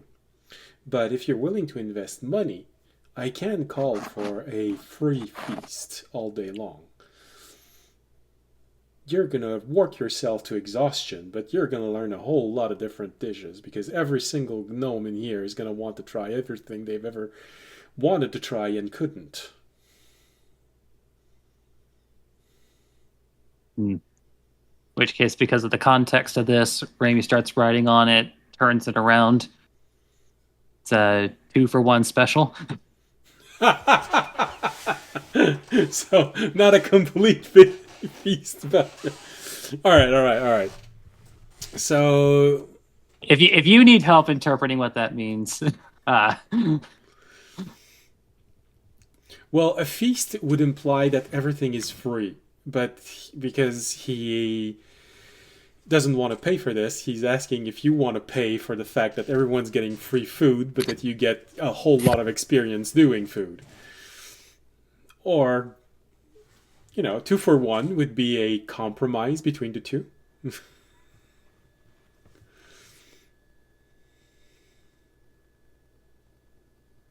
well, I mean, like, because like Essentially, basically, like, oh, yeah, go go ahead.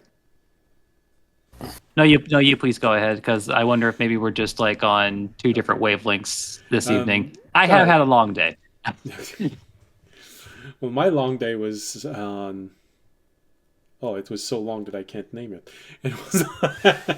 It was on Sunday.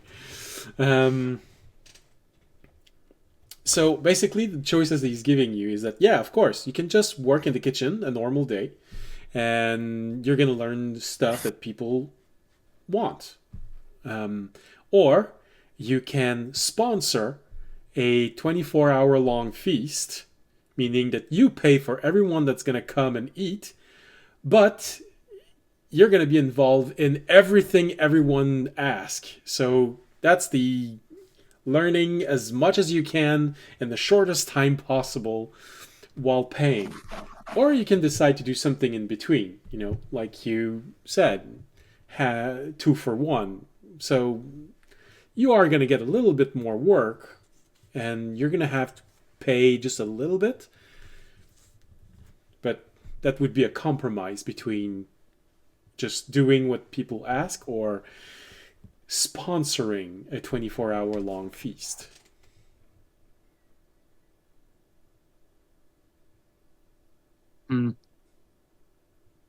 Well, they're presumably going to go on an adventure sometime soon, given the party's track record with going on adventures. You might just need to settle for the quickest, while still gaining the experience that he can with the 24-hour feast. All right. So, 24-hour feast, I'll say.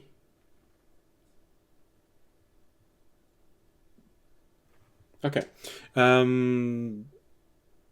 If you pay 1,000 gold, you're going to get the knowledge of every normal and every simple meal and a large quantity of very specialized meal coming from all around the world. Essentially, if you want to become proficient in cooking, that would be the first step. And because you're a Kenku, it would severely aid you in gaining the actual cooking proficiency. It's essentially cramming. It's the fast-paced version of learning.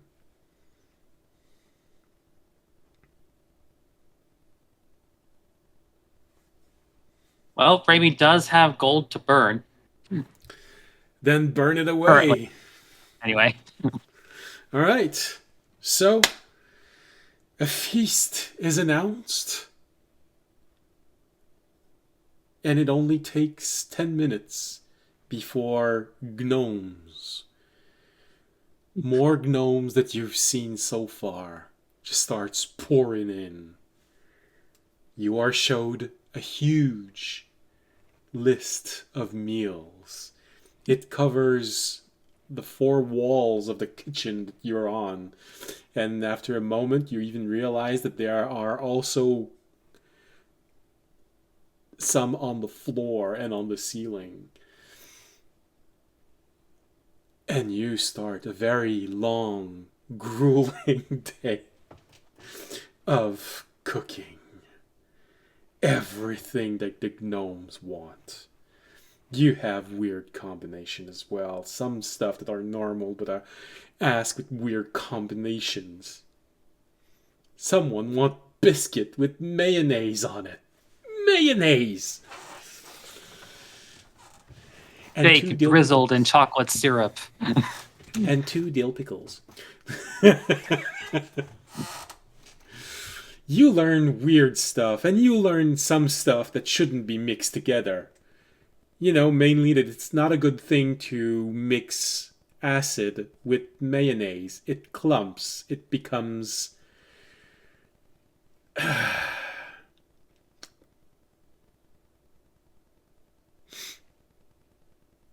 unpleasant.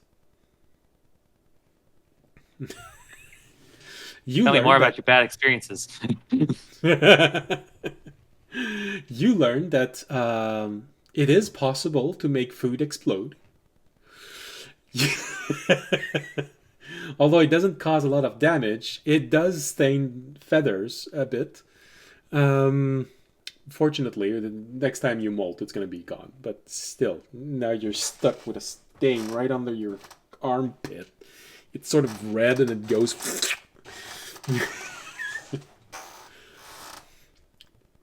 You learn about texture. The blood of his last victim. He can pull it off. You learn textures. You learn mixes of tastes. Remy's library of possibilities in the kitchen explodes in his mind. You never knew there were so many variation. No wonder some people make a living out of this. You even have a moment where you look at someone, you ask something for something special, and he just wants to be surprised, and the cook tells you, do whatever you want, and you take a platinum, you put it in your box, you can make a magical truffle, you let sploosh inside of the soup, and you let it be served.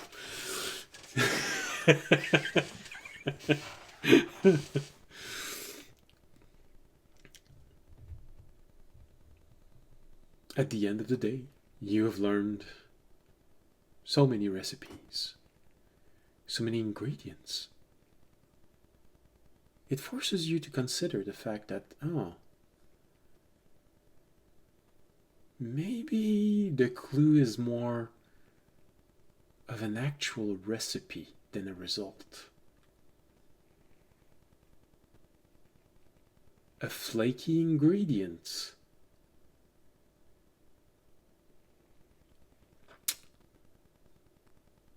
Interesting. But that is something for another day, because I think it's time that everyone goes to sleep. Needs to hit the old dusty trail. Alright. So with this, I think it's time for everyone to go to sleep, because I'm not sure, I haven't seen... Oh, okay, good. I was going to say, I haven't seen Audience blink in a while. I think he fell asleep, his eyes open. Just Yeah. proud. Alright, campfire music.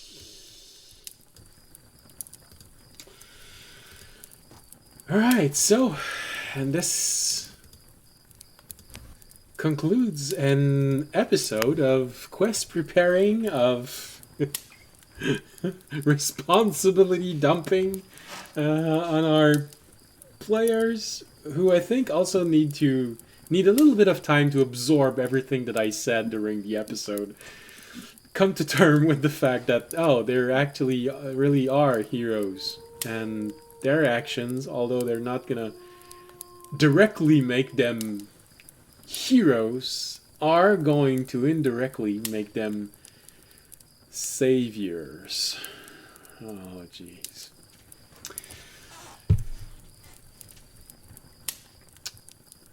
So, thank you for being here tonight. Thank you for watching. Hope to see you again next episode, where we should have a full party, and it's gonna be perfect because I think we're gonna start our next quest next episode, which I still not sure which one it's going to be. I think we're going toward the going to Taltaran, but it hasn't actually been. Okay, it's confirmed. All right, good. Now I know which battlefield I need to make.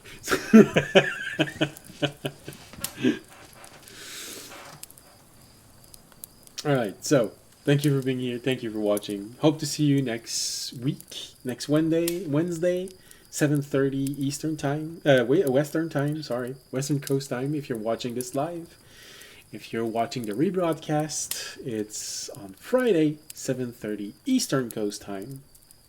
And between the two, we have map making on Thursdays, and that's 9:30 Eastern Coast time. Yeah, that's the schedule. So, thank you for being here. Thank you for watching. If you want to support, remember, you can do a whole lot of things. You can follow, leave likes, leave comments, subscribe. We got Twitch, Twitter, YouTube, Patreon. I even have a link for donation. So, all things which can help in their own ways. And if you're already doing all of those and want to do more, or if you can't do any of those and want to do something, there's a very free thing you can do that's spreading the word of the channel. It helps tremendously. So, oh, I think I added an H for nothing. Tremendously. Sorry. Because I have the word right in front of me. So, there's no H in there. Sorry. So, thank you for being here, and as always, stay safe and stay healthy. Good night. Good night. Tonight.